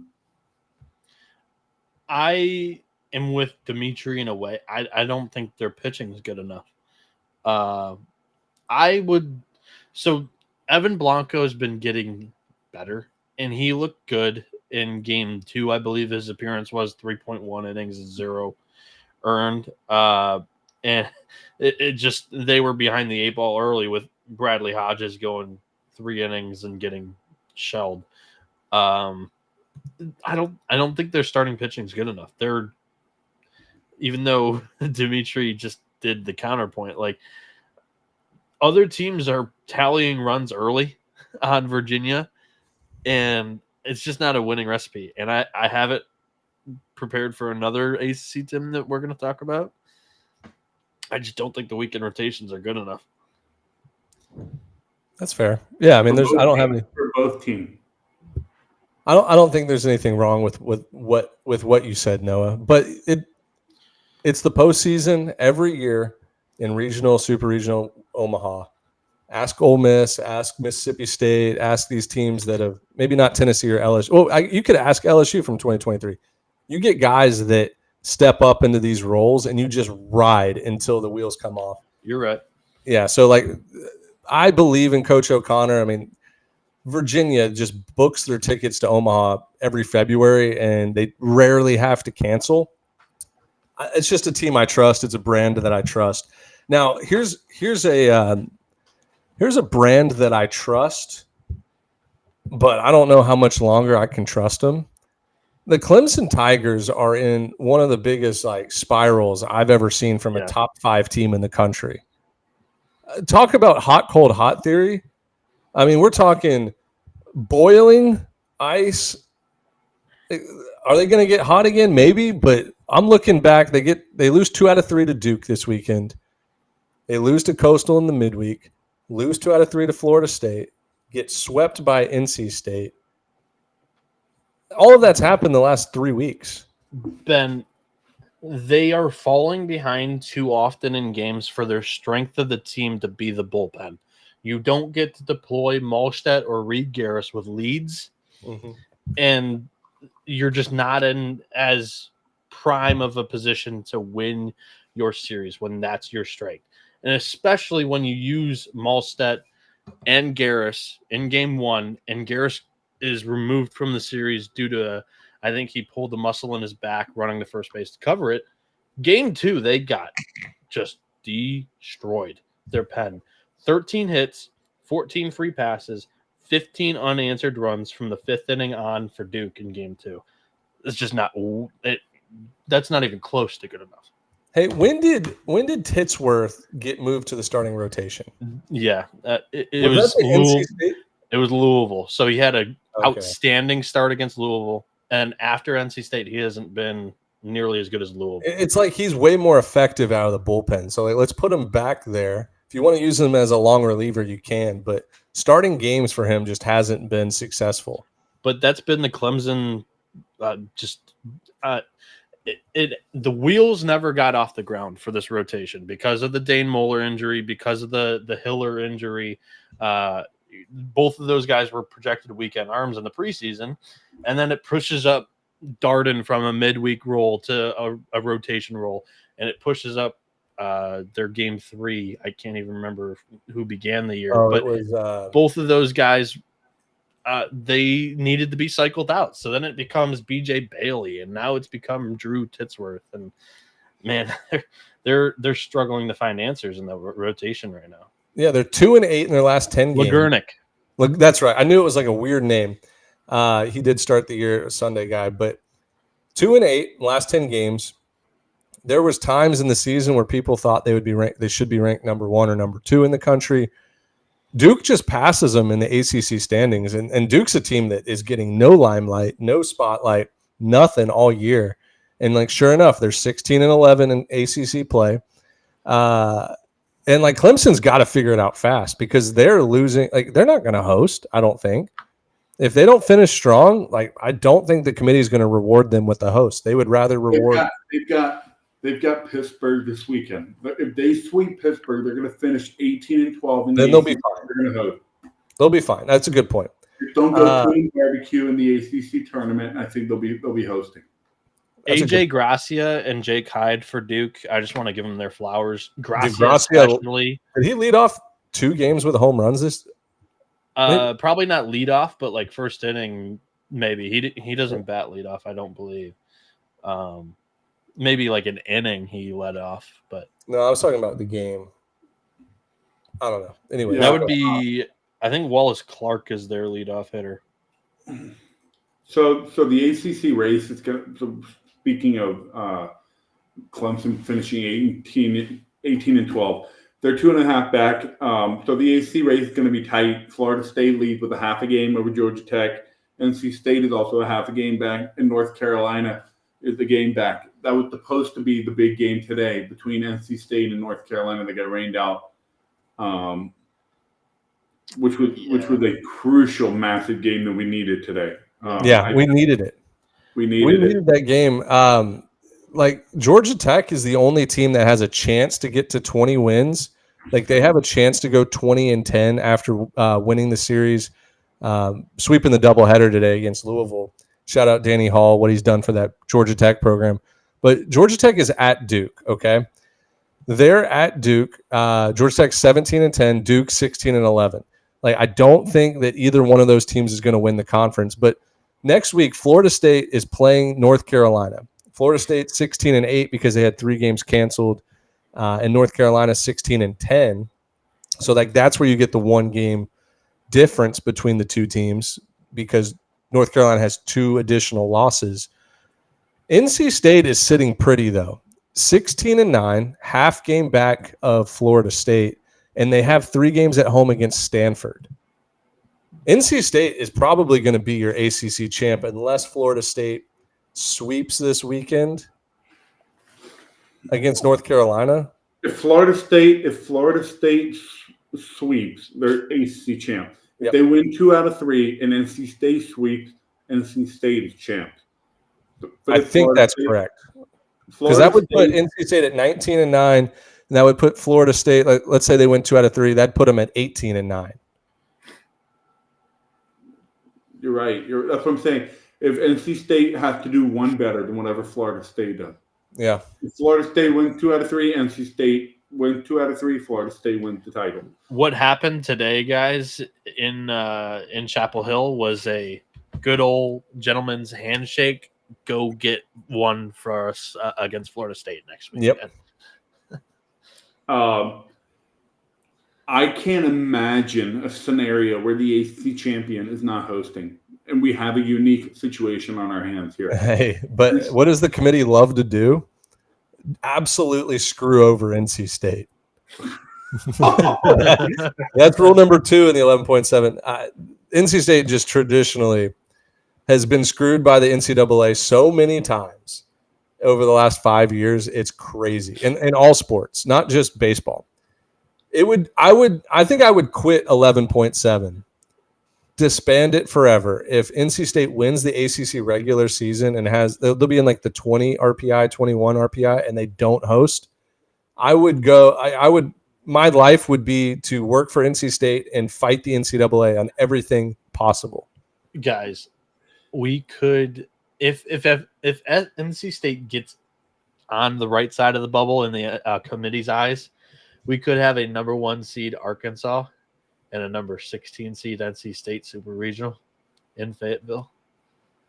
Very possible. And like that's an NC State team that has weekend series wins against Clemson, against Louisville, against Virginia, and Virginia Tech and Pitt, obviously. But like, I say it every year.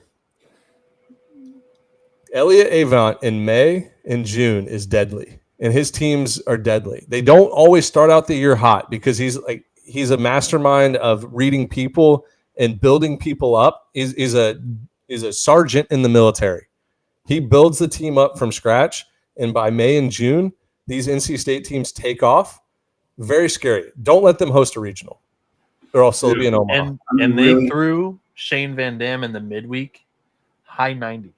Yeah, he just got that bullpen arm back. Yeah, so I think it's going to be really interesting to see if they win the regular season title and they're not top 20 in the RPI. Because the committee, you've got to reward the ACC champion with the hosting bid. Like, you have to. It's such a good conference because Cal and Stanford, who are usually highly competitive in the Pac-12, are in 15th and 16th place in the conference. And you go to the Big Ten, the Big Ten standings has UCLA, Oregon, USC, and Washington all in the top 5. To fit your argument, I would not. With very similar travel schedule. And the Big 12 has Arizona State, Arizona in the top 5. So like the Pac-12 was a really good conference, and the ACC is washing their hands with Stanford and Cal. To fit your narrative, I would not mention what Stanford did this weekend. I couldn't tell you. I saw Rentaro Sasaki hit his 7th home run. They lost 2 of 3 to Grand Canyon, I believe. No, we love the Lopes. You know what else is crazy? Wake Forest was supposed to be pretty good this year, if I remember correctly. Yeah. Right? They're not bad. They're 34-17, 27 RPI, 14-13 in the conference. I know, but I'm just showing you. I think people are going to be surprised at how deep the ACC is this year. Yeah, very deep. I mean, it's a 10-bid league with Notre Dame lurking. Notre Dame's been hot. 8-2 the last 10 games. Now, all right, here's a team that I want to bring up real fast, and I glanced over it. But Duke, have we heard anything about Duke since week 1 when they lost 2 out of 3 against Cincinnati. I haven't.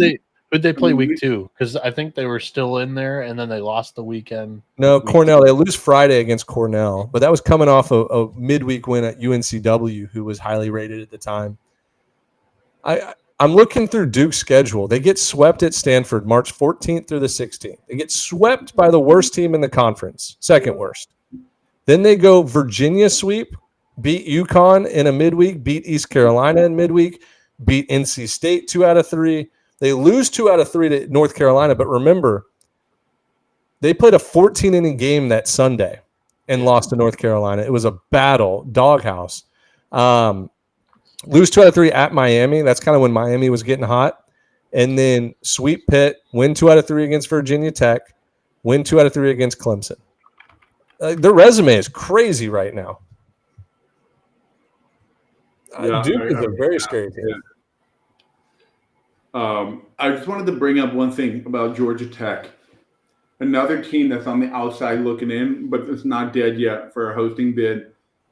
They got shellacked by Louisville Friday night or Saturday, whatever day it was. Came back and took 2 no-hitters into the 7th inning today.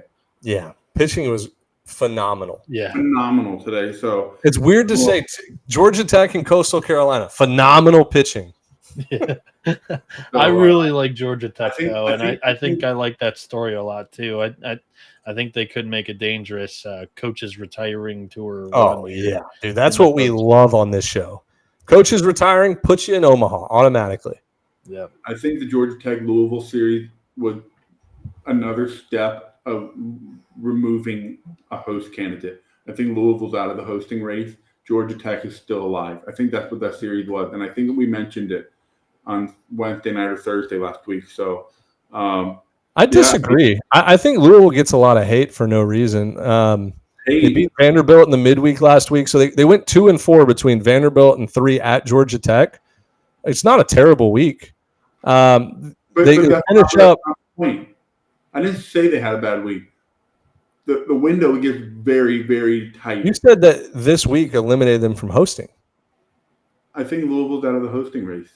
I think their RPI went up this week. That doesn't mean I still don't think they're.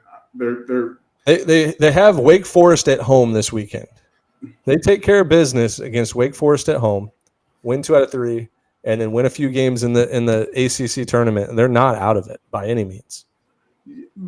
Okay, yes, you're not wrong, but I think when you say it like that, you've got to think about, okay, so NC State, if they sweep, they're 25 and they win the ACC regular season title. That's another spot that takes away from Louisville. You've got Oregon, probably going to get a hosting bid out of the Big Ten. It gets really crowded, and I don't think there's room for Louisville to win with 16 or 17 ACC wins. And you know what would be funny? In the college baseball online world would be funny. What if Tennessee loses this weekend at Arkansas and Louisville wins this weekend against Wake? And it's like, what if Tennessee was the 2 seed at Wake? Or sorry, 2 seed at Louisville? Why is that funny? Oh, I feel like those two fan bases hate each other, don't they? I have no idea. I know Louisville and Vandy have like a rivalry, but I guess Tennessee might have a rivalry with everybody, but yeah. Yeah. They rival. They fight. I think Campbell's the only team that ever went into Knoxville and didn't have any problem. They didn't have any problems at Wright State. Wright State, they didn't like Wright State because they were losing almost the whole game. Notre Dame, I don't think Tennessee fans like Notre Dame either. They hate everybody. But anyway, the point is, you see what I'm saying about Louisville? It gets really crowded, and they're going to have 17 ACC wins if they sweep this weekend. Which they're not sweeping Wake. They're not going to sweep. They won't sweep Wake. They're not going to sweep Wake. So that's what I'm saying. They're going to finish with 16 ACC wins. I don't think they're going to host. It's going to be too crowded, like every year. So, yeah, that's all. What else we got on? That's pretty much all I got on the ACC. Notre Dame, that's the only team I wanted to talk about. They were hot. They've been hot. Dude, their rotation's been rolling. Mm-hmm. They've won 1, 2, 3. Raydell, God, Fox, dude. and Denny's. They lost series to Virginia. Raydell, Fox, and Denny's. Those three, the weekend rotation, have been really good the last 4 or 5 weekends. And Carson Tinney, their catcher's raking. Hey, I'll be honest, hand up. Scratch Notre Dame. Hand up. I haven't even watched a single pitch of a Notre Dame game this year. Couldn't name one player. This is a team that I wrote off in February, and now they're making a little bit of a run, and I'm like, I got to do some research. No. Listen. Swept by Wake Forest. Yeah.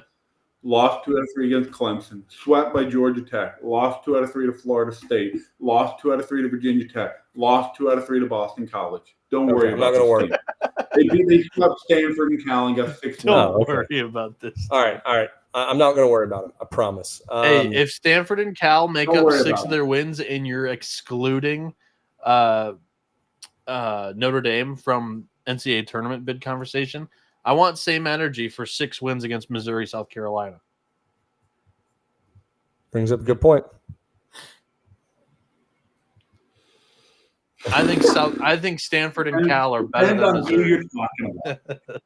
But yeah, no, it's a fair point, and the whole Missouri thing is another point. I'm wondering if the committee's going to think about. But then they go ahead and sweep. They go ahead and sweep Texas A&M. So now the Missouri wins count. We posted that standings midweek of the SEC, excluding Missouri wins. Yeah. Congratulations. 3 wins against Missouri is tough. Especially at home. Anyway, that's all I've got on the ACC. I think this is going to be an exciting weekend for the season. Yeah, the ACC standings are beautiful right now. Before we get into the Big 12, real quick, Iowa and I almost said Oklahoma State. Iowa and Oregon State. I have a problem with this series, and I'll tell you why. One, it was neutral site. Yeah. The moment that it could have benefited both teams to have it just at Iowa, the home team, the moment that could have happened, like they should have scratched the Des Moines neutral site. I know the crowds were great and everything, but if that game was at Iowa, that's quad 1 for both teams. Because Iowa was like right around that 60 mark. And obviously Oregon State's RPI is like 6. So those would have been quad 1 games for Iowa, and they would have also been quad 1 games for Oregon State. Both coaches should have said, hey, Coach, I'm going to Iowa City. I'm not going to Iowa. No. They were both quad 1. They were quad 1 for both teams neutral site too. They're not for Oregon State. They were quad 1 for Iowa.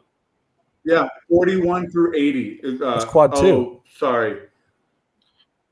Well, if I 1 through 60, oh shit, it's 1 through 40. Yeah. Okay, I was gonna say I did some research on this. I think it's 1 through 50. I don't know, like 1 through 6, 1 through 60 on the road, right? Yeah, and then 1 through 25 at home. So it would have benefited both. Should I just go ahead and say it for the listeners? Just real quick. Yeah, go ahead. The quad thing. Quad 1 at home is 1 through 25. Quad 1 neutral is 1 through 40. Quad 1 on the road is 1 through 60.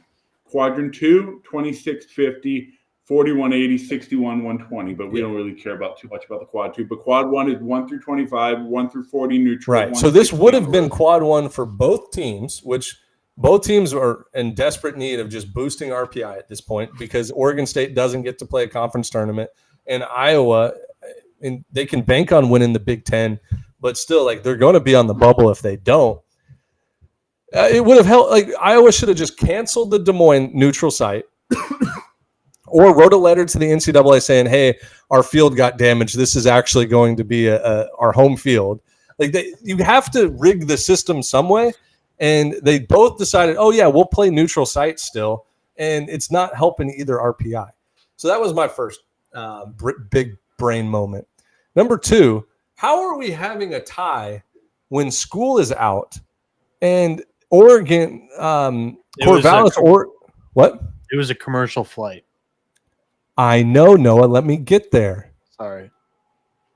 Guys, school's out. We're 2 hours in the passed. Like Pacific time is 2 hours behind Central time. So if they finish the game at 5 or whatever the drop dead was Central time, it's like it's really only 3 o'clock over there. Like, let's go take a red eye and like let's finish this game because it's going to help both of us. The tie did not help either team because that counts in the RPI as half a win, half a loss. I mean, That's not helping them.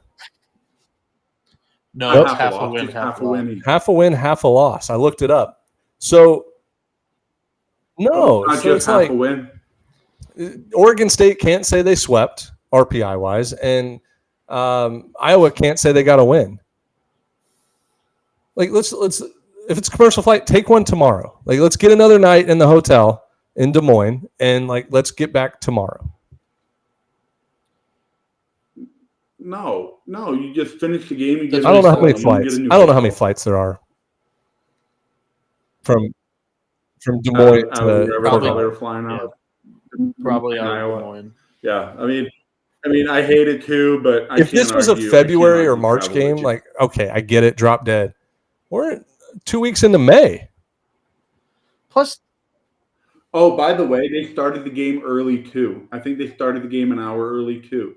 So that means Oregon State literally books their flight like with the tightest window ever, with no room for error or no room for extra innings or anything like that. plus it was like almost extra innings. I remember we were talking travel ball days before this show. I need this story from each of you.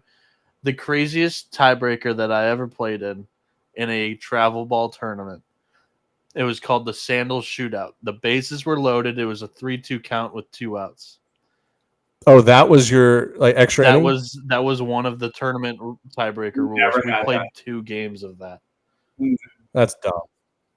Never had that. We only had man a second.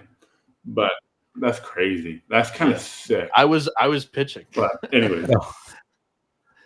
That's awesome.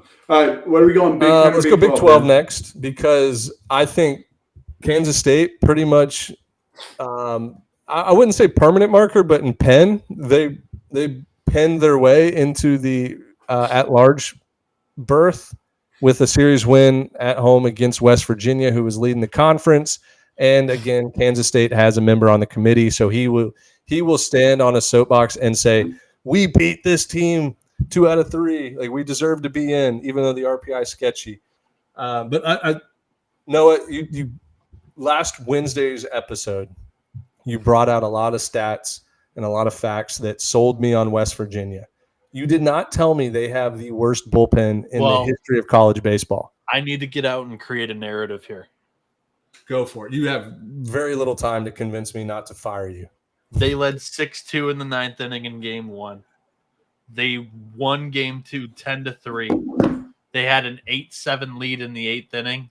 In games 1 and games 3, they blew the lead in the 8th inning. There was one common denominator on both of those. And I'm not saying his name because I think it's bad like outings or a weekend for him. But Carson Estridge can be trusted. This weekend, he only got 3 outs. He gave up 6 hits, 7 earned, 3 walks, blew 2 saves. Last postseason, he was the dude for this West Virginia team. It was just a bad weekend. Last postseason, in 6 innings, 10 strikeouts, just 3 hits, just 1 earned run. You're allowed to have a bad weekend. Like everybody is. He picked a bad weekend to have a bad weekend, but that's their guy. They were going to go with him, like whether you had faith or you're going to allow him to. When you go with the closer, with your shut the door, lock it guy, he's going to go in that moment once again. It just didn't work out for them this weekend. But West Virginia's offense showed up in every single game. That's exactly what you want from an offense that absolutely rakes. And they are stellar against left-handed pitching with all the aces in the world this season being southpaws. That's a team that you still want to be backing in the postseason. Okay, you earned my respect. That you know what? You know what the thing is? blows it multiple times a week, and you can go to sleep at night because you threw your best and you went with your guy. If you try some stupid experiment and it doesn't work, you're kicking yourself. You're pissed. Mm-hmm. But my biggest thing for this weekend, this was West Virginia's chance to really prove the doubters wrong about their schedule and about how weak it is and all that stuff. Because you know what, guys?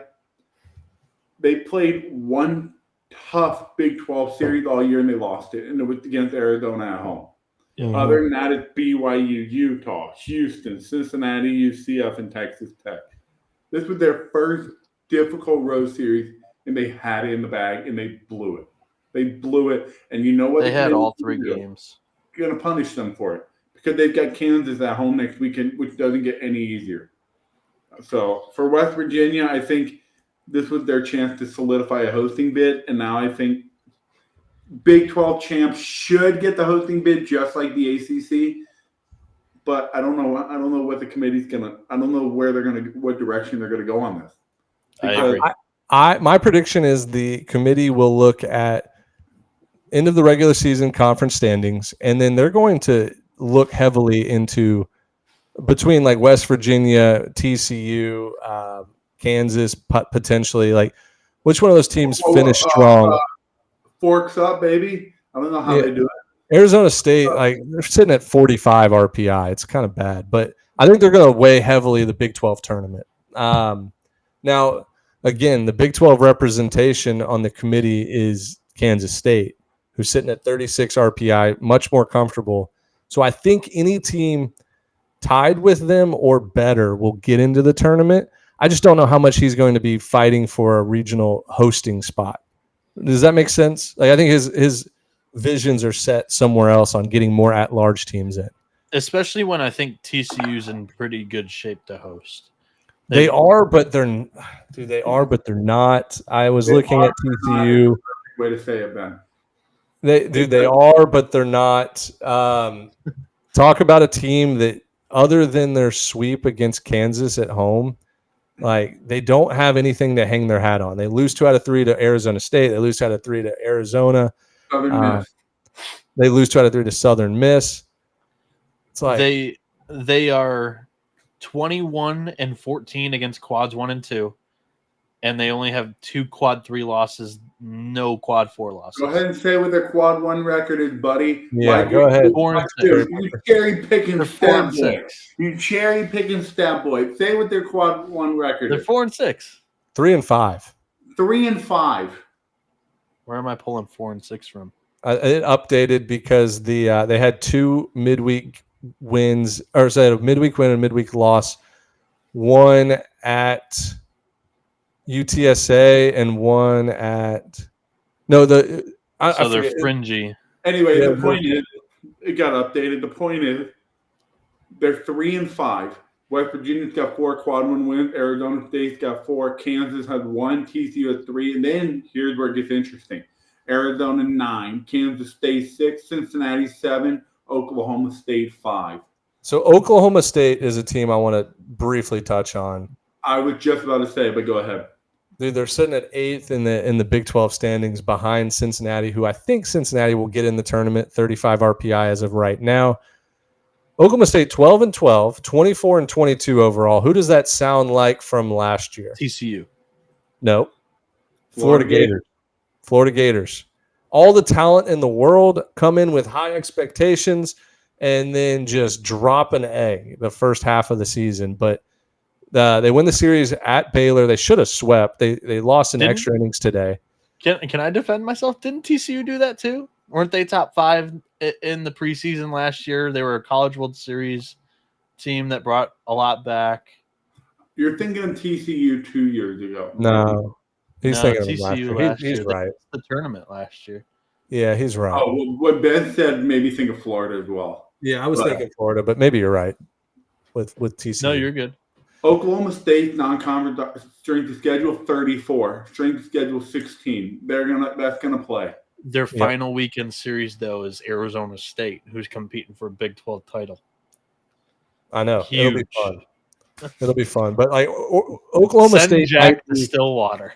Oklahoma State might be the team this year. They might be the Oklahoma of 22, TCU of 23, Kansas State of 24 that just goes on a monster run.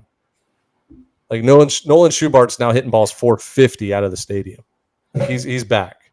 The problem with Oklahoma State, I don't want Oklahoma State hosting, guy. By the way, I want them on the road for once. They're awful at home in a regional. They're awful. Oh, you're just saying in general. Okay. Yeah. They cannot get out of their own regional. I think they've lost 3 straight home regional. I think you're right. Yep. They haven't made a super regional since, I think, 2016 when they went to Omaha. Unless I'm forgetting one. I just don't think they've been to a super since then. It's almost been 10 years.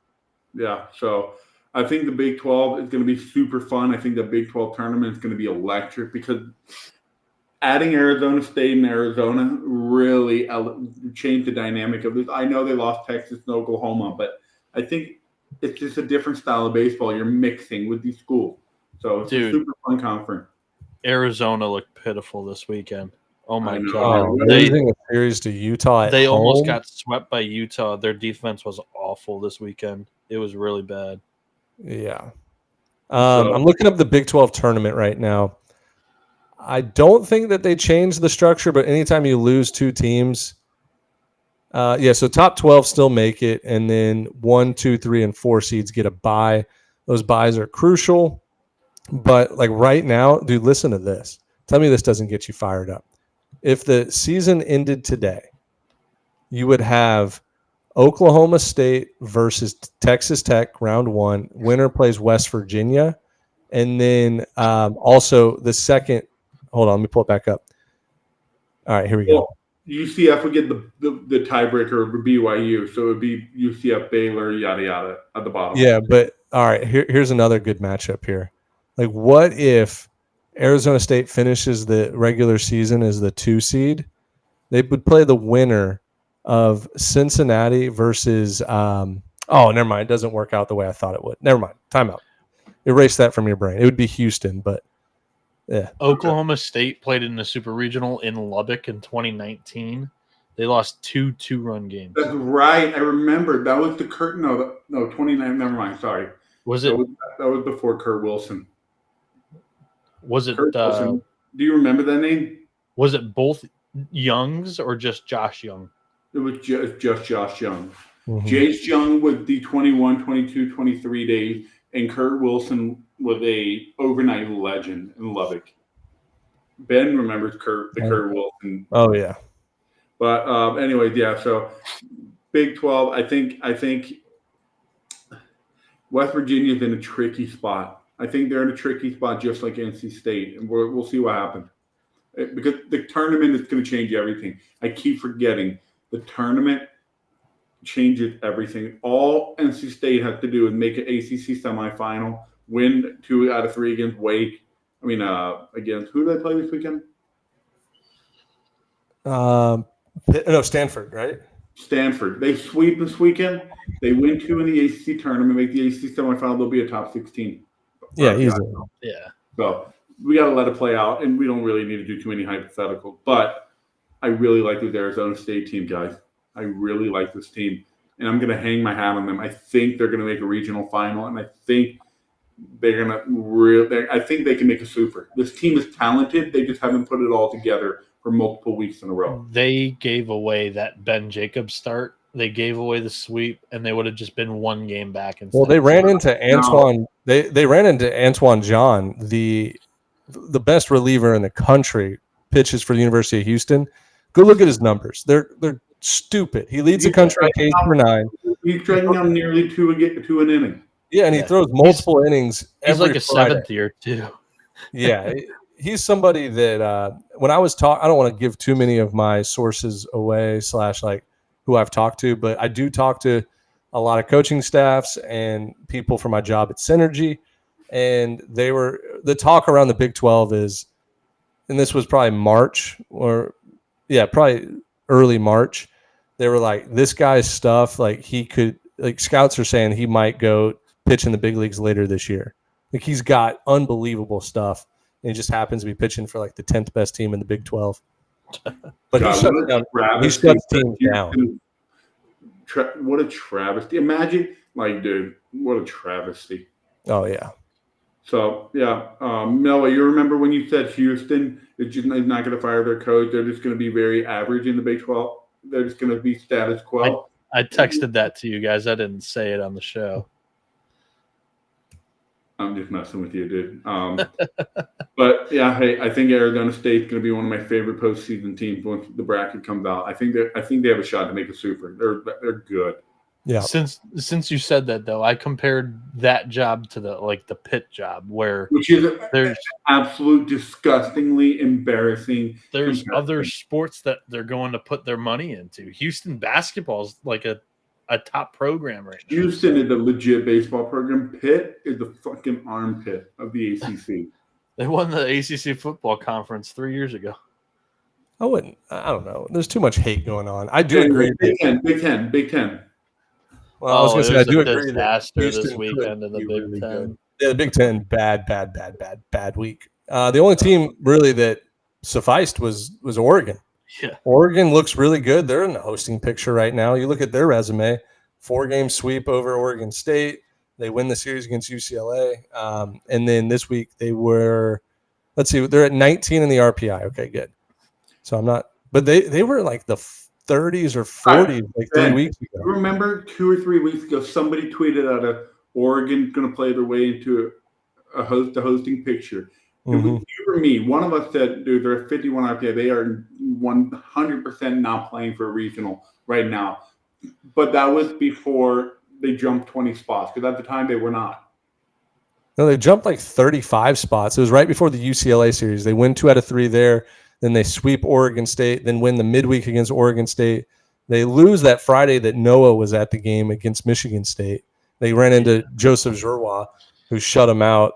But they end up winning that series, and then they go on the – or they not go on the road, but they sweep Washington this weekend. And now they finish the season at Iowa, which will be a quad – like potentially quad 1 if Iowa can drop 6 spots. Oregon – They probably could by playing 3 games against the top 20 RPI. Right. Hey, in the past 4 weeks, Oregon has gone from 71 RPI to 19. Crazy. That's 52 spots. Can I maybe throw a team at you guys that doesn't look like they're on the radar, but very well could be in a week and a half? Who, the stupid Michigan Wolverine? No, Ben could be able to guess it. I would say you were texting a lot about Nebraska this week. Is that who it is? No, it was Indiana, who I had mentioned to you and Rocco. They finished with 4 quad 1 games as it stands right now, at Cincinnati and 3 at Michigan, and they have their AD on the committee. Keep an eye on Indiana. Yeah, I remember when you said that now on last week's episode. Indiana. Yeah, like Indiana. They're 1-4 quad 1 of the 6. But they have 4 quad 1s coming up, dude. I just read up. They play at Cincy, 35 RPI. Oh, I see what you're saying. So they've got 4 quad 1 game coming up. The Michigan series may fall out of quad 1 if they beat Michigan and Michigan falls out of the top 60. They're right on the fringe. But as of right now, it's 4 quad 1. I mean, I'm looking at their resume, though. I'm looking at their weekends from this season. Like they won 2 out of 3 last week at home against Purdue. Like, congrats. They sweep Abilene Christian. Congrats. But they get swept by Iowa. They lose 2 out of 3 to Illinois. They lose 2 out of 3 to USC. They lose 2 out of 3 against UCLA.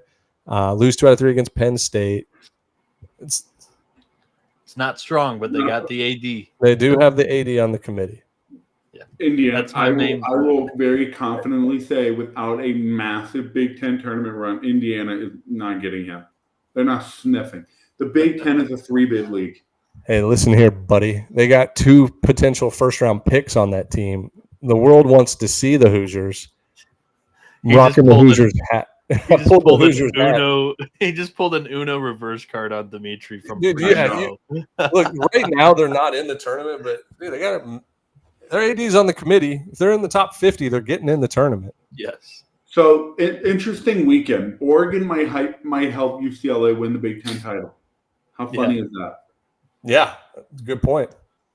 So as long as UCLA handles business and Oregon. So UCLA got Northwestern at home. They're going to sweep them. So that's I don't know. Hey, Northwestern looked good at Wrigley this They're weekend. feisty. Come on, Ohio State. I mean, oh my God, dude, I'm concerned for Justin Hare. He's got a full roster rebuild ahead of him. I'm not concerned. Injuries. I'm not talking about concern like he can't do it. I'm concerned like he's got a lot of work to do. They had injuries. I don't. Whatever. Dude, injuries doesn't make you go 4-23 in the Big 12. Come on, dude. Come on. Big 10, but who's counting? But anyways, if UCLA sweeps and Iowa loses one or more, UCLA wins the Big 12. But if Oregon sweeps and UCLA sweep, UCLA wins the Big 12. You keep saying Big 12, and I'm about to punch my Big computer. 10. Oh my God. Big 10. I was gonna let it. You slipped up once, and I said it's Big 10, but who's counting? And then you said it twice, and I was like, dude, is this a bit now? And then you said it a third time. I was like, I got to tell you. Sorry. So Northwestern has stolen a game in a series against Penn State, Maryland. They won the series. They've stolen one against Iowa, Michigan State, Nebraska, Washington, Purdue, Ohio State. They've taken at least one game in every Big Ten series. All right, so let's just say UCLA wins 2. 22-8.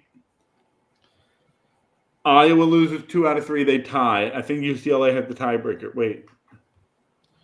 No, they don't. They lost 2 of 3 at home against Iowa. No, I'm talking about UCLA. They didn't play Iowa this year. No. Oh, shoot. That's Northwestern. They didn't play Iowa this year, so I don't know what the Big Ten's tiebreaker rule is for that. Because if UCLA wins 2 out of 3 and Iowa loses 2 out of 3, they're tied. And I don't know what the Big Ten's tiebreaker is if they don't play each other. So, I think the Big Ten is going to get 3 teams though. It won't matter though because they're going to do they have a 12-team format and it's a bye system, so both of them will get the same amount of byes. Yeah, but I think what Dmitri's saying is if Iowa can claim, hey, we won the Big Ten. Well, they share the title. They have a co-champ. I mean, we'll see, but Iowa needs the Big Ten title badly. Yeah.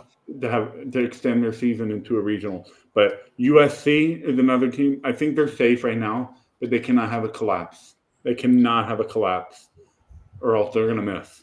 Yep. You guys remember what I told you about Oregon, though? You got to get game 1 with Cade, a lefty against Oregon. You got to get it. Yep. 100%. So another conference I wanted to bring up. I don't know if Ben had one in mind. I'll let him go. No. Go ahead. You got it. First of all, we already brought up Army. We already brought up the Patriot thing. The Big West is interesting, fellas. No, it's not. The Big West is very interesting. What? The 3 teams tied for 2 playoff spots? For 2 tournament spots. It's the inaugural. That's true. Sorry, Ben. This is not a Power 4 conference. I forgot I lost you to the Power 4 people. Well done, Dmitri. No, but the major guy here. Like we're now. This is all going to be hypothetical because like UC Irvine clinches the league, and like I don't think Cal Poly is going to hold on to an at-large spot. So we're going to debate here who's going to be the 5th seed between Hawaii, UC San Diego, Long Beach State, and Santa Barbara. Well, the whole point is one of those teams could steal a bid. Yeah, I mean, they easily could. Let's worry about that next week. All right, whatever. Okay, sorry, all right. Mr. Power 4 guy. I'll summarize exactly what Dmitri was going to say. Hey, right now, top 5 teams in the Big West make the Big West tournament. It's at Cal State Fullerton. Irvine, Poly, and Fullerton have all clinched a spot in the Big West tournament. And then we have Santa Barbara, Hawaii, and San Diego all tied, same record, 14-13. And then Long Beach State is 15-15, kind of lurking outside of that top 5. But so like if Hawaii, UC San Diego, and Santa Barbara all choke this weekend, like Long Beach could work their way in.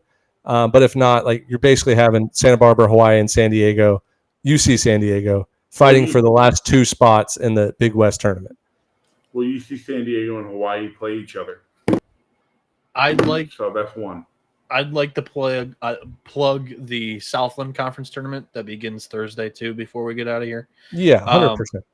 Both of their first games of the tournament, actually, both first games in each bracket start at the same time. What are we doing? Stagger it. Please. Go noon, go 3, go 6, go 9. Both games start at 2 Eastern and 7 Eastern in both brackets. But anyways, in the Hammond bracket. I'll tell you why I don't like staggering. Why?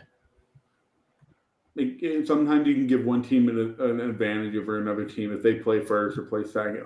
There's so many reasons why staggering is not great. That's why they usually try to do that. What do you mean? Like it's like different locations. No, but it's just in general. Usually they try to keep everything the same. If one team says, "Oh, why are we starting the early game and they're starting the later game? Our guys get an extra hour of sleep." It's just a balance. Well, thing. It's just like a normal regional, like in the NCAA tournament. Yeah, but in the regional, the host team gets to pick. Well, the 1 seed and the 2 seed get to pick here, I would assume. I'm just pissed off at the conference that they're starting their games at the same times, all across this entire bracket that Ben just pulled out. Yeah, I mean, I'm just giving you a reason that I think why they didn't. What a nightmare for the Southland here. You have one bracket in Hammond, Louisiana, which is in the far east part of Louisiana. I don't know. I was going to say this. I don't know if it's a nightmare at all. Look at all of those in the Hammond regional are all Louisiana teams, and all of them in Rio Grande's regionals are Texas teams. But I'm just saying, like, if you're going to have the 2 regionals and then like a super regional style conference tournament, 2 weekends, like you could not pick 2 further teams from each other in the conference. Like one is so far west and one is so far east, and then you're going to have to travel. Like one side of the bracket's going to have to travel. Potentially both sides of the bracket could travel. Like let's say if Lamar wins the Edinburgh bracket and New Orleans wins Northwestern State wins the Hammond bracket, then like they're going to have to travel to Lamar because they're going to host. Does that make sense? Like there's a potential of like so much travel within 7 days, but it is a cool format. So like, let me break down the format. How it's a Louisiana bracket and a Texas bracket. That is cool. Perfectly. That is cool how there is a Louisiana and a Texas, but travel wise is a nightmare. But anyways, it's 2 double elimination brackets. You have Southeastern Louisiana playing New Orleans 1 versus 8, and then Northwestern State playing McNeese 4 versus 5. That's all in Hammond. And then you have UT Rio Grande Valley, which both of these brackets are going to be sold out. Like they both have very, very strong fan bases. But Rio Grande Valley is hosting Lamar is the 3 seed and Houston Christian is the 6, and then A&M Corpus Christi is the 7. Look, you got to win 1, 2, 3, 4 games, right? No, sorry, 3 games to win your bracket, maybe 4. I know, but like the depth, like this is going to get. You're going to see some high scoring games because these teams are great on Fridays and Saturdays, but after that, the ball is just launched all over the park. It's going to prep them really well for the NCAA tournament. You know what I don't like about this? They're going to burn anything and everything they have to get through the first weekend of this tournament. Then you've got 3 days off, and you start the championship series. It's Sunday, and then you start Thursday. So, well, you could win it Saturday. Yeah, you're right. You could win it Saturday. Yeah, but it would be nice. They're going to bring back a Thursday guy on Sunday. You know it. Maybe. But it will be nice to have the best, like number 1 versus number 1, number 2 versus number 2, number 3 versus number 3 pitchers face off in that super regional style bracket. Like the 2 winners of the bracket, you get to see their best arms against each other. I think this style is going to become more and more popular for mid-major conferences. It just takes 2 weeks, which takes a week away from the regular season, which is fine. It's completely fine. I don't like it. I like it. It's fine. I mean, I don't like 2 weeks of conference tournament. You guys have a pick? Who you think is going to win each bracket? Southeastern Louisiana's winning that top bracket for sure. Yeah, Northwestern State's been hot. They do have a eligibility issue that I learned more about. Don't know if that's going to be ruled during the season or after, but did you hear about the NAIA eligibility that they came out with prior to the conference tournament? They eliminated, I think it was Faulkner University. They played like 37 games with some guy that didn't have eligibility. They eliminated him from the conference tournament. See, like, I'm nervous that might happen here with Northwestern State. Anyways, like McNeese has fallen off a cliff. They were up there number 1, number 2 all year in the Southland. They've dropped. So I like Southeastern. And then, I kind of like Lamar. Now, the problem is Lamar just swept Houston Christian. Now they got to play him again for the 4th time. It's hard to beat a team 4 times. So that first game might be tricky. But then UTRGV has such a home field advantage. It's crazy. I think Rio Grande is my champ of the entire thing. I'm gonna take Lamar. I'm gonna take Lamar to win this. Anyways, let's not spend a ton of time on that. Let's get out of here. Dimitri's trying to show his clock on his phone. I know it's late, 7:34. What do you mean late? It's early. It's early. Get up and get you some coffee, guy. Sunbelt. Look, all right. Like, I'll make this promise to all the listeners. We are over 2 hours here, and I know we spent a long time on the SEC and the ACC and all of that. We're going to try. We've already planned it. Let's see if it works. Monday, we're going to do a field of 64. It'll be Noah, myself, Dmitri, if he wants to join, and potentially Jack. Very similar to what we did last week with Rocco. That's where we're going to dive into a lot more of these mid-major conferences. We were going to talk about conference tournaments, how they're structured. We're going to talk about teams that are looking to fight for a regular season championship. We'll do all of that for Monday's show. It should be out Tuesday. Maybe late Monday. Today? Yeah. We're possibly thinking about flipping the format. So, like with Rocco, we went in depth on at-large bids in conferences. Mm-hmm. This time, we're going to go probably in depth on conference races and who we. Conference races. We'll do more mid-major stuff like later Monday night, or maybe Monday afternoon. Depends. We're going to get at the field of 64 done, and that's where we'll dive into more mid-major stuff. We promise. And then Wednesday's episode. Or we'll probably have to do it Tuesday because most series start Wednesday. But this is the grind that we signed up for. So let's leave it at that. We're 2 hours in. People probably aren't even listening anymore. Fair? It's all time-stamped. I hope you're happy. Oh, thank God. Well, the listeners will be happy. See you later. Goodbye. Bye. All right. Well, Dmitri left. Dmitri worked his tail off this weekend. Dude, and he's working his tail off the next 2 weeks coming. So we got a ton of graphics coming up, and looking for some more like small partners, advertisers for some tournament things that we have planned, some graphics and some video series, things like that. Other than that, man, it's crunch time. It's May 12th. Time is flying. After Thursday, when Thursday starts, it's basically Saturday by that point. And conference tournaments are going to start next Tuesday, like 8 days. It'll be fun. But anyways, Noah, always appreciate you. You're a rock star. I appreciate the hell out of Dmitri too. Thanks for having me on. And people hate on Dmitri sometimes, but he is a killer when it comes to the social media, the videos, the graphics, all of that. He's great. So I can say that now that he's not on air with us right now. I'll never say that to him in person. Anyways, we love you guys. We'll be back tomorrow. Field of 64. Look forward to it. See ya.